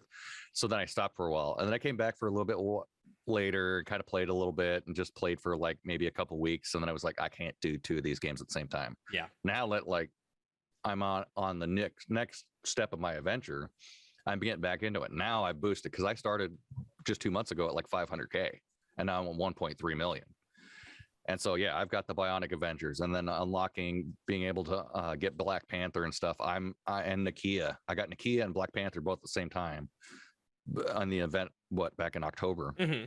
And then I was just waiting on Cherie with this mess up or, bonus gift of the Weavers. The food all those ultimate shards got me the next. I think it bumped. I needed the Sinister Six guy, Vulture. I needed Vulture up to 5. Oh, okay. And I ended up pulling some shards from him and got him to 5. So that allowed me to unlock Cherie. So now I have a full War Dogs team that I'm currently leveling up. Mm-hmm. I've got the due to the character blitz and stuff like that, I've been able to get the Web Warriors up. So I've got the Web Warriors. I've got Wakandans and / War Dogs. I've got Bionic Avengers going right now. Biggest one will be Icarus for you. That's gonna be a tough one for you to get. I would actually, if you go back into the Discord, I was looking at boats. I was like, why couldn't they have done this last strike pass with Icarus so I could get him off? Because I got Cherie or Cersei at like 5 stars. Yep. But I'm like 80 of 100 for Icarus right now. Oh, that's terrible. And I'm 89 of 100 on Dark Beast. Oh no. So you're closer to him than I am. I don't have Magneto, but I have I've got Psylocke. I've got who else? Nemesis. I got Nemesis. Yeah, I got Nemesis at 3 stars. I got lucky with a pull from him last month. Okay, and so then you have to unlock Magneto because he's a legendary character, right? And then so Archangel. I don't. Yeah, so I need Archangel, and I'm like 40 out of 100 for Archangel. So I don't even have Rogue. I don't have any of the Horsemen yet because or Morgan Le Fay because I couldn't do their Scourges yet because I didn't have the teams. Right. So I'm still in that beginning game mode to where, you talk about the Scourges, that's great, but I can't even get through. I barely made it through, phase 1 with nothing. Yeah. Let alone trying to kick it up a notch. But what's cool though is a beginner right now, you have access to Shang-Chi right from the get-go. You have access to Dagger. You have access to so many people that helps out a beginner now. And like people who have been playing it for years don't realize how fun it is now for a beginner, because dude, back when I played it, it was defenders versus everything. Yeah, that was that was the big thing. People are saying defenders. I do have the defenders, mind you. I have them all. When I started back, it was in the middle of Black Order. And like Black Order was kind of the big thing when I was really starting to play the game. And so it was just like, oh, I got to do all this stuff. I have to get Black Bolt, and then I have to get Ebony Maw, and then I have to get the whole team. I got to build them up, and it's terrible. Oh, and I also have the Heroes for Hire team, because that's what our guild or our alliance wanted to have for defense. That was kind of one of the goals. So I do have the Heroes for Hire that I'm working on, and I have the Young Avengers team too. So I have the full gambit, so to speak, of endgame teams. Now, granted, they're less than Gear 8, and like I'm slowly pulling them up. Can't expect to have those characters built up like crazy straight away. So as from a newer player's perspective, I would say a lot of the streamers and stuff, that a lot of the information that's coming in that I want to try and correct with my channel going forward, with as a newer player trying to pull in newer people, is everybody's like, oh, you got to work on this team. Well, that's great, but that's a lot to take in as a new player. Like, I mean, you could talk, Bones could tell you, we were getting frustrated. I was yelling. I'm like, what the hell are you freaking talking about? I can't do that. Give me give me a direction. Yeah. And that's the other thing, is pulling over from another game is like the stars. You can't worry about the stars too much, because you can gear past a certain level. For coming from other games, it's like you had to have max stars before you could even pass a certain gear tier. I was going to ask you, I was going to say, how did it feel putting gold gear on a character that wasn't at 7 stars? It's so weird. Getting to gear 12 was one thing. I mean, because you couldn't even get to gear 12 in the other game without 7 stars. And so like pushing them past into gold gear, it was like, this is really cool. And granted, you have red stars too, but it's like, once you get it up there, it's like, this guy's got 3 stars on him. I've got yellow gear and he's kicking butt. I'm like, why can't we do this in other games? Because this is, screw the stars. I just want to get this guy up and running. Yeah, but I think it's really kind of it's refreshing as a new different take. But then again, it's also, there's growing pains in the channel too, and in the game is, I've got to relearn certain things of what's good to do, what's not good to do. Why does this matter? Why does that matter?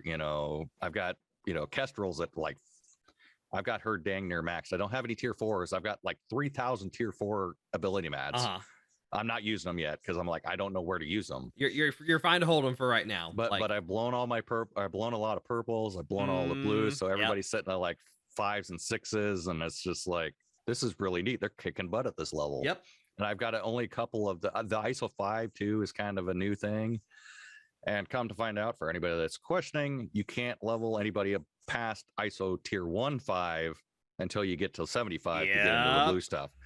I didn't know that. Now I'm like, why can't I do that? I have all this material. I got like millions and millions. I want to lock ISO. It in, but I can't yet.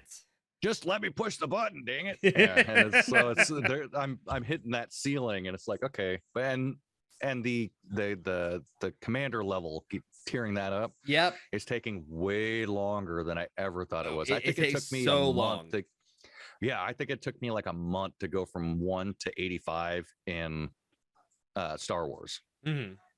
I mean, it was like quick. Do we really need to be limited by our player level though? Like, if you took that thing away, you're still limited by the energy you can spend. Right. So I think they could cut the, because if I understand, like, you have to progress through the game. And so I kind of understand the mechanics. It's just slower than I think it should be. Because if I'm playing every day, it should not take me, it's going to take me probably 6 months to get to 90 from this point.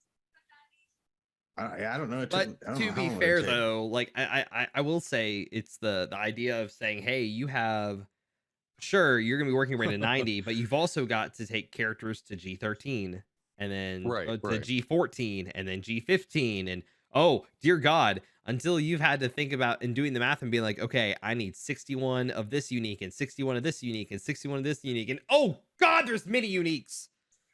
Wait, but I got 40 million orbs. I don't care about the uniques anymore. Ah, this is true. I forget this now. You'll care. Or catalysts. Or catalyst. Yeah, catalyst kind of sucked for a little bit. My catalysts, everybody. But it is kind of interesting, the new hurdles that I'm hitting in this game as I'm progressing. It's like, oh crap, I can't do it. It's kind of nice because everybody I'm getting is getting up to gear 12 and getting up to level 70, and then they're like stuck because I can't do anything past that. So it is interesting, but it's allowed me to widen the roster. Like I said, I've got probably 7 teams I'm working on now, bringing them all up to max level, and it's that mindset of slowing down the progression. As far as I guess as far as gear progression, you slow that down so you can level everybody up to that level and have a wider, more robust roster, which is it's an interesting, different aspect to it. So the other thing that I kind of found out that's kind of interesting, I got to figure this out, and I was talking with Bones about this earlier, is we need to be able to figure out how to do roster reviews with other people. Yeah, because you can't see. Like in SWGA, you can see other people's rosters. What's your ally code? You type it in, bam, there's their roster. You can't do that in MSF. I thought. We tried that. We tried that earlier. I was like giving him my MSF GG, and he couldn't pull it up on his stream. Yeah, I think they haven't put that in the API yet. Oh, yeah. Isn't that on their schedule for this year or something? I thought I read that. I hope so, because I think it's in their schedule. Yeah, I mean, the only way I could see doing it, and I talked with Bones about this, and I might be trying to do this on my channel, is creating a Discord channel that's specifically for people to come on, and we'll give you a roster review, help you out. If you're like me, like Bone, the biggest thing that I was always having problems with, they're like, oh yeah, do this, that, and the other. It's like, that's not in my roster. What are you telling me to do? There is actually a way. Is there? Because we were thinking about doing the Discord and then having them share in there, and then we would pull it up on stream so we could see it. If you go and on MSFGG, right, and you go to Alliance, now your Alliance members have to all be, right now it's Alliances. I don't see much of a way of, and we need to I gotta update some things for my group. Daggone it. They have things for clusters as well. Yeah, you don't have the ability to see other players' rosters unless they are part of your alliance or cluster, and have everything connected on msf.gg, which means you need to create a Scopley ID. Right. So like I can look at, it's like there's I can see alliance, but I don't see.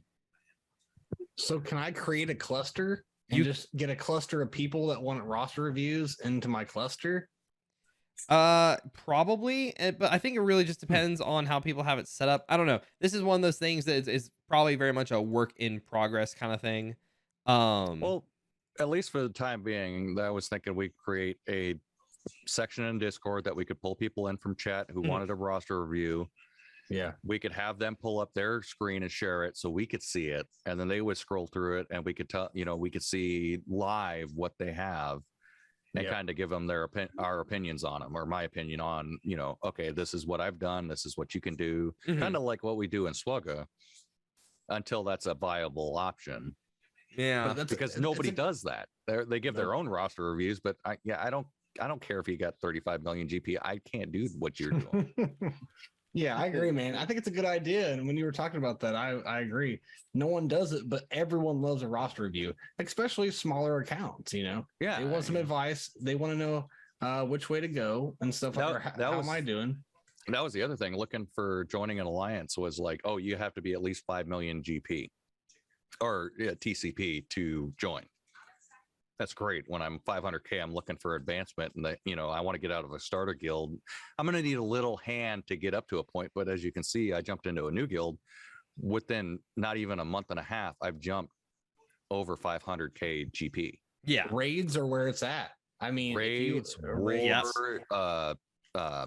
or the can't. I guess it's just raids, war, alliance that kind milestones, of thing. But alliance milestones, all that stuff has just advanced me so quickly that it's insane that to jump from the starter guilds to something else and being locked behind that is kind of, I think, where a lot of new people are frustrated too. So just kind of a random questions. So like, what would you like I'm stuttering here. I have a couple questions, I guess. First of all, like, what is the character you're wanting? If you could get a character right now, what is it that you want? Like, that's already in the game. That's already in the game. Yeah. That question's coming next. I want Icarus, dang it, because I got Cersei. I need the other half to that. So I really want to get Icarus. And then yes, the second part is a character that's not in the game. Who would you like to see? I got to think about that for a minute. It's been so long, but a character that's not in the game. See, a lot of my Marvel stuff comes from the movies and the shows and stuff like that. Yep. So and most a lot of that's already in the game. I want a Nightcrawler. I want Professor X. Oh yeah, I guess Nightcrawler's not in the game, is he? No, he is one of my favorite characters. I love Nightcrawler. And in X2, man, X-Men 2, that was such a good movie. And where he's the German. Yeah, I always liked him in that one. No. Yeah, we do need Professor X. We do need Professor X. Yeah, now that you say that, yeah, he's not in there. Yep. I could see him being like a legendary or something though. Oh, minimum. Oh, minimum. I mean, I wouldn't. Well, then again, Dark Dimensions. Yeah, but he's got to be on the same level as Magneto. It's got to, Magneto and Professor X are at the same level. So, which makes me sad that he has his own team now, because it would have been kind of funny to have like a minor synergy between the two of them, to have them together. It could still do that, because they could still bring together like Mystique, Nightcrawler, Professor X, and like Mags. Well, because think about it, like eventually they're gonna have, once Apocalypse comes out, you're gonna have the Apocalypse team, and then you've got all of their other teams. They're just kind of everywhere else, but not there. Yeah, I don't Luckily, like how Dormammu grabs a bunch. I don't like how all the X-Men are dished out. I think they should have done better with who's on what X-Men team. It's more to induce certain things for spending purposes. It is a business choice that they've made, and I can see that. I will say, however, I do because like I said, when I started, it was like Cap America was the big one, and Iron Man was the first legendary. And I have the Wave 1 Avengers team. Black Widow, Hawkeye, Iron Man, Hulk, and Captain America. I will say now that they've split off like Hulk's and Gamma now, and now Captain America's in Rebirth, and then Black Widow and Hawkeye have kind of been pushed to the side, and Thor's in the Asgardians, and who else? Oh, Iron Man's in the Bionic Avengers. I like how they take the teams that they had in the past and now have adjusted them and moved those characters into teams of their own. They were also pretty garbage. Made him I was going to keep my last thought on, because Black Widow has her team too with Skilletary. Oh yeah. So it's really just Hawkeye on his own. West Coast Avengers, please. I mean, also Jeremy Renner myself on that one. Out of respect for his actor, because that's in bad taste. He's still recovering. Yeah, he's all right. He just got run over by a snowplow. Which is what I was going to say is the snowplow team with Hawkeye. Oh no! I lived in Maine for 3 years, and we worked on the flight lines. Those things, you get hit by them, you just dust yourself off, get up, and walk out of the snowdrift. You'd be fine.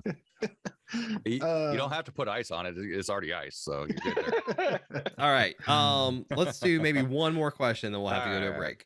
All right. Do you guys have one? I have one. Do you guys have anything you want to say or ask? My last question, Mags, is once again, we're both fellow SWGA and MSF players. What do you like that MSF does that SWGA does not? Oh, I got to say the orbs are nice. Mm-hmm. The orbs kind of that fun, random. It's a fun type of gambling, right? It doesn't cost me anything to get orbs, and then be it character orbs. I mean, you can spend on it, but you can spend on anything. But as far as the free to play aspect, getting a orb for free and unlocking a new character is like, and then being able to use that character at low stars. Dopamine rush. Yeah, it is. It's like, It's like, keep clicking that button, right? But it's a constant. I feed enjoy of it that too. Yeah, I enjoy that, and then being able to gear them up and use them, and being able to use that character right away, versus having to get them to 7 stars to even get them to a higher gear to use them, because the 3-star, I mean, to be honest, 3-star viability in SWGO is gone. Yeah. Okay, flip side question. Actually, Bones gave me a brilliant idea. Okay. So because you're in both spaces, like everyone in this group has dabbled in both rooms at some point. I've completely left it because it's just me. And that's just how I was. Sorry guys, but I picked it up for a month, and Nev was right. He actually well overshot his guess. Anyways, what is something you think that SWGO does better than MSF? Ooh. I would say nothing. Well, no, I to be fair, I would say getting to the grind to get a character 7 stars, I would say is much easier in Star Wars than it is in MSF.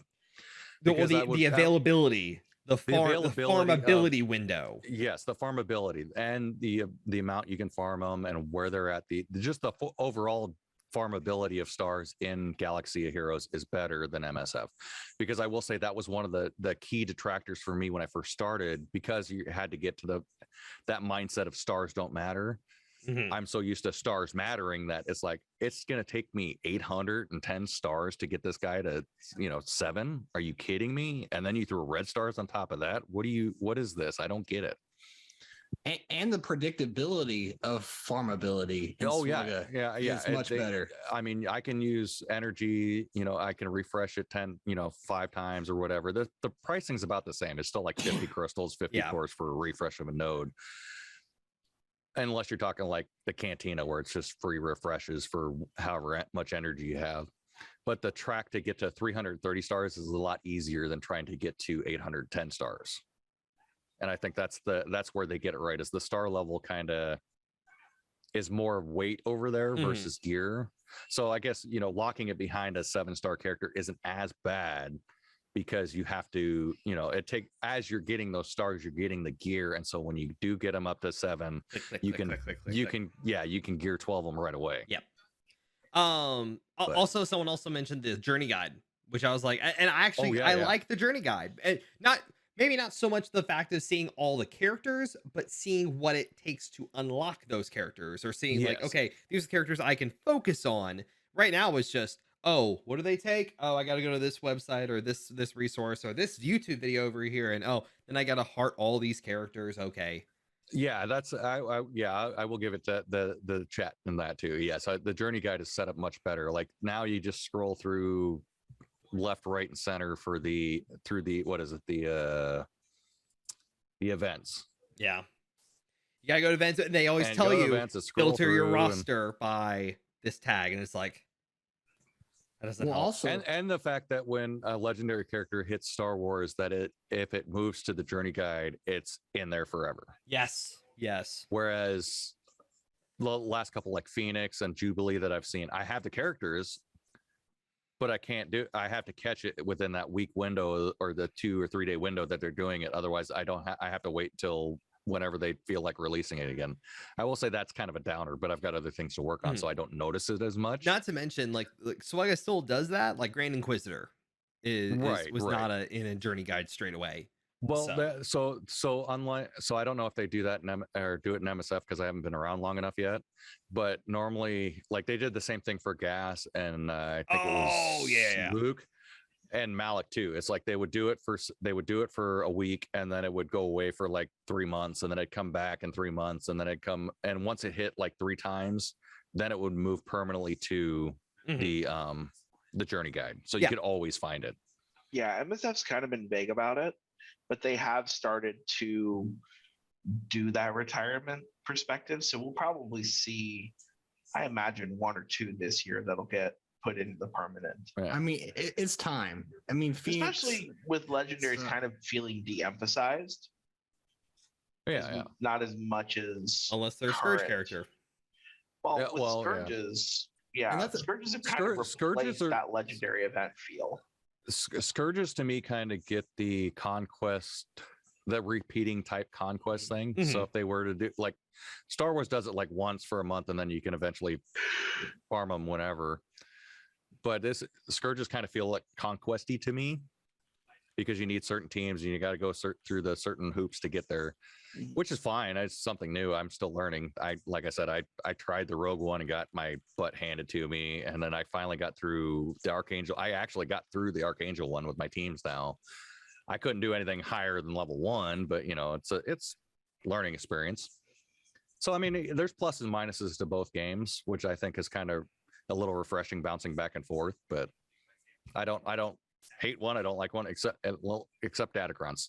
Screw Datacrons. If MSF, if something like Datacrons comes into MSF, I'm leaving both games. I'm going to go play Midnight Suns all day. Also, mod rolling. Let's go play Fallout. Oh yeah. I hated rolling mods. All right, Mags, where can people find you? Okay, you can find me on I'm on Twitch, BigCountryMags.twitch or what is it? Twitch.tv/ Twitch.tv/BigCountryMags. And I'm also on the RSG lunch streams with Ranger on YouTube. I do that Monday through Friday with him, and that's where I'm at. And then right, awesome. Go check this man out. Love this guy to death. Great content creator. Always good time hanging out with him. Mags, thank you so much, brother, for being on here. We'll have you on again sometime soon. And I'll see you in the wasteland, my friend. There we go. Twitch link is in the description on Twitch. Thank you. I was going to do that same thing because I'm a mod here. All right. We've got one more break, guys, and then we're going to kind of quickly end off the show with talking about the 3 things that each of us are wanting to see come to the game in 2023. So tune in right after this break.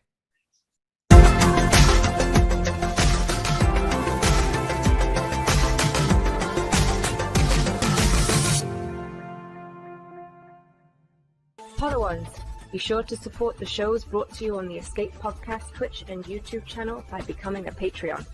For as little as $2 a month, you can support us and get a little extra for yourself.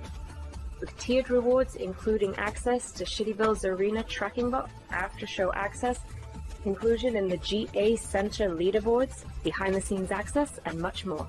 There is something for everyone on our Discord server. Head on over to Patreon, that is patreon.com/theescapepod and sign up today. Thank you for supporting and listening to the Escape Podcast. Hey there, listeners. Merchandise specialist Critty K here. Do you enjoy the Escape Pod and want to support the channel and get something a little extra for yourself as well?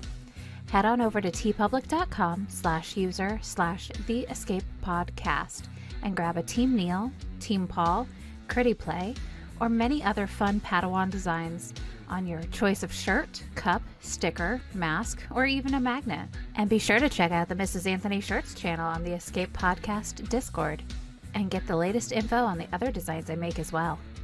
Sometimes there's even a sale going on, so it is smart to stop on by. Thank you for supporting the Escape Podcast. Are you like us and play more than one mobile game? Well, we have good news. The Escape Podcast has expanded its lineup. There's the flagship Star Wars Galaxy of Heroes show every first and third Friday with Paul Anthony and the Nav. And the Marvel Strike Force show on the second and fourth Fridays with Flair, Kyle, and Nick. Join our Discord to stay up to date with these and our additional shows produced under the Nerdy Network flag. Everything happens live on the Escape Pod Cast Twitch channel, or you can catch up on what you missed on our YouTube channel or your favorite podcast app. Thanks for listening to the Escape Pod Cast. Be nice to each other, damn it.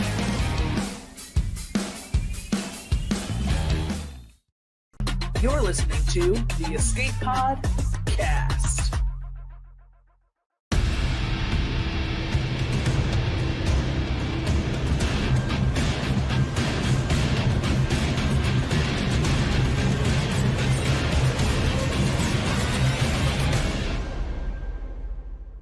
Welcome back, guys.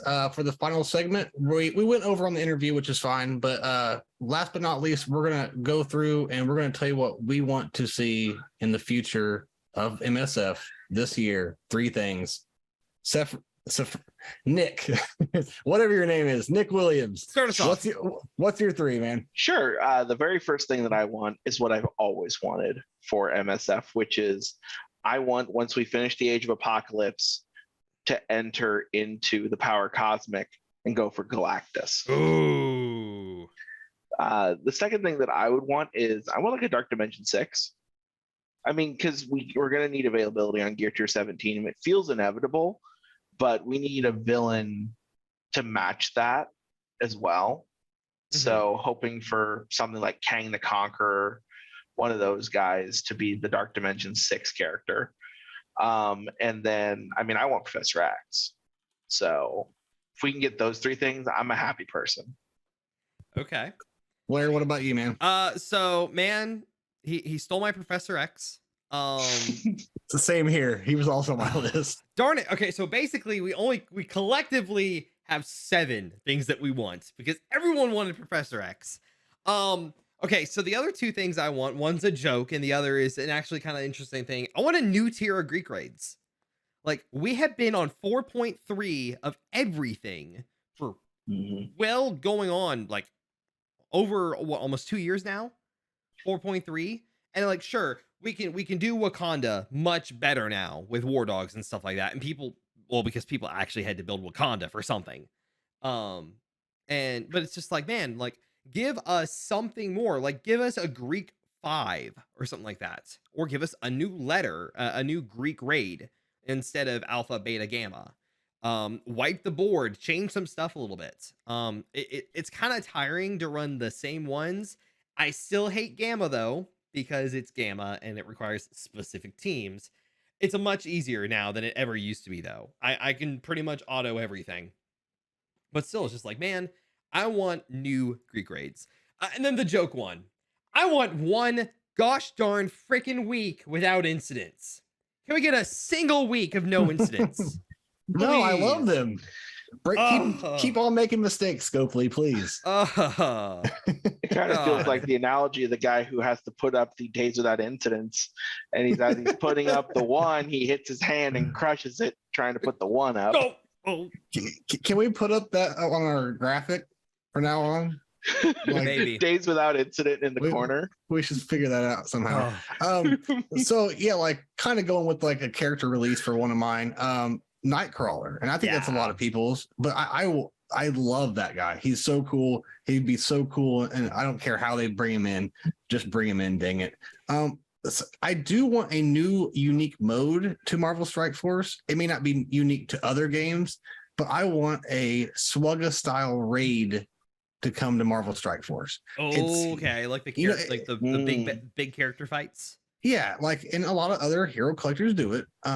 It's not tough for to do it, but it's not time consuming. It's tough to figure out at first. You do like 1 or 2 hits, and everyone does 1 or 2 hits, and then you finish the raid. Yeah, right. And it's unique. It's new. It's something for people to enjoy, and I think that would be perfect to bring, a new kind of exciting mode to it. Stare down Galactus. That would be what you would do Galactus for. That could be something. You could do Galactus Thanos raid. There's so many you could do for Marvel Strike Force, because think of all the huge events that have went on. You could do a Thanos, a King the Conqueror. I mean, I don't know a lot about the comics themselves, but there's been so many events that they could do. Yeah. So I think that would be really fun, man, and that would be pretty cool.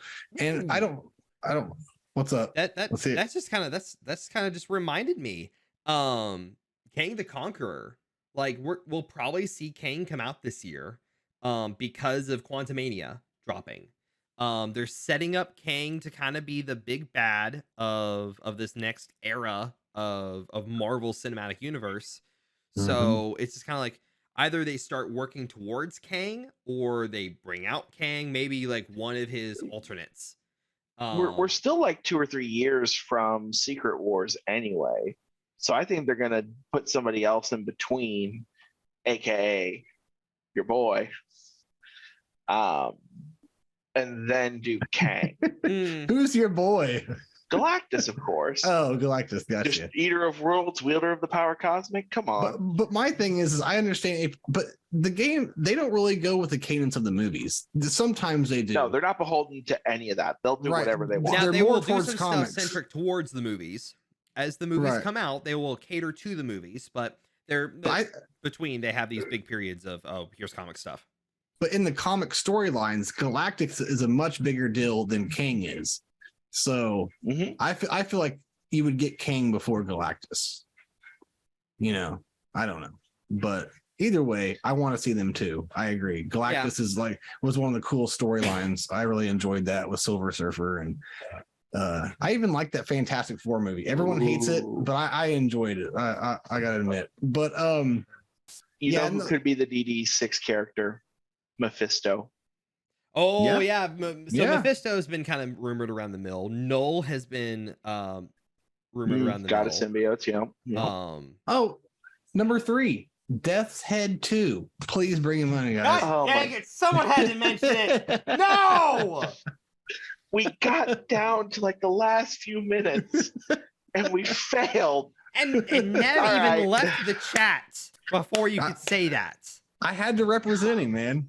I knew he left, so we may have to also put that. How many podcasts since we mentioned Death Said 2? Yeah, we'll have to get Paul to work on that. We'll have Paul make a counter. Just a little bottom corner. The voice of God is hearing this. He's probably going to be perpetually at 0 because I think it's going to be our new running joke. Is finding a way to put him in somewhere. You make the counter yourself, Flair. Huh? You make the counter yourself. Daggone it. All right, man. We're gonna have to go find the Watcher and enslave him and make him do our bidding. Maybe. All right, what's going on, guys? What are we doing? So for me, the same old stuff. The grueling Grand Arena matches, especially in 3v3 right now. Just horrible, no fun. We end up farming most of the stream because they end in a couple battles usually. Marvel Strike Force, I've been streaming that. That's about it. Nick, what about you, man? Still working on the channel overhaul. I gotta get back to my person and see if they will. Do you have a title in mind that you might be? We're still working on it. I'm still floating it. Okay, but he's floating it. Yep. It's not ready for not quite yet. Ready for reveal. Okay. I want to get like a logo or something and have it ready. Okay. All right. Before I want to introduce any relaunch. We'll have some. If you need some guests, man, I'm always here. I'm sure Flair will come hang out with you too. If I'm not working in the middle of the day, absolutely. I don't mean to volunteer you there, but no, it's fine. So, Flair, we'll talk in the after show. No, Flair. Go ahead. Oh, okay. Flair, what you got going on, my friend? Let's see here. So, for those who've been watching my stuff, I've been doing a Nuzlocke of Pokemon Fire Red, where you catch the first Pokemon you encounter on a route. If they die, or if a Pokemon dies, you can't use them for the rest of the run. It's a higher level of difficulty than just your traditional Pokemon playthrough. So I'm wrapping that up. Actually, hopefully tomorrow on stream. And when we get done with that, I'm actually going to start Final Fantasy VII Remake. Because I have been waiting to play that stupid game, and it's finally about freaking time. So I try to come by for your streams, but it's always like, I don't know if is it late at night? Is that when you're streaming? I tend to go at like 9 o'clock Eastern time. It's now like tomorrow will be an earlier one because it's Saturday and we got nothing else happening around here. So it'll probably be like maybe 3 o'clock when I start. Okay. So all right, I'll come by. It's not because I see you every time, but it's always at the most inopportune time for me. I'm usually a night streamer during the week. So which Pokemon game is that? It's Fire Red. It was the Gen 1 remakes they did in the Ruby, Sapphire, Emerald days. And what console is that? I'm totally playing them on legitimate hardware. Well, I don't know what you're talking about. I know what you mean, but I didn't know if you knew. Yes, it was the Game Boy Color, not Game Boy Color, the Game Boy Advance. Game Boy Advanced. Yeah. Okay. Yeah, those are pretty good. So that's the first one. Definitely not doing anything bad. No, we're doing everything above board. Everything is no issues here whatsoever. But all right, when I stream, nothing but copyright free music every time. All right. Hey guys, don't forget, next week the Old Man's Private Reserve is happening. That is with Old Man Logan and Mortal Kane. We are super excited to see how they're gonna take their spin on the show. as always, there's stuff happening all around here. Neil's been doing his streams of Modern Warfare 2 on here. And yeah, we'll still have stuff happening. Other than that, don't forget, patrons, viewers, and everything will be in the after show once we get done with the show and everything today. And other than that, anyone else have anything to add? No, sir. That's Well, another one in the books. Except for you guys need to be nice to each other, damn it. And Flair, if you would be so kind, push the button. All right. Y'all take care. We'll see you all in the next one. What's going on? Where the hell are we? Paris? Thank you for pressing the self-destruct button. Attention! This is Colonel Sanders in forward command. Abandon ship! Abandon ship! All personnel proceed to escape pods. Close down the circuits. Evacuate the city. Self-destruct mechanism has been activated. Abandon ship! Where is it? Where is it? It's gotta be here. Out of order! Even in the future, nothing works. This ship will self-destruct in exactly 10 seconds. Counting down. 10, 9, 8, 6. What happened to 7? Just kidding. 3, 2, 1. Have a nice day. Thank you.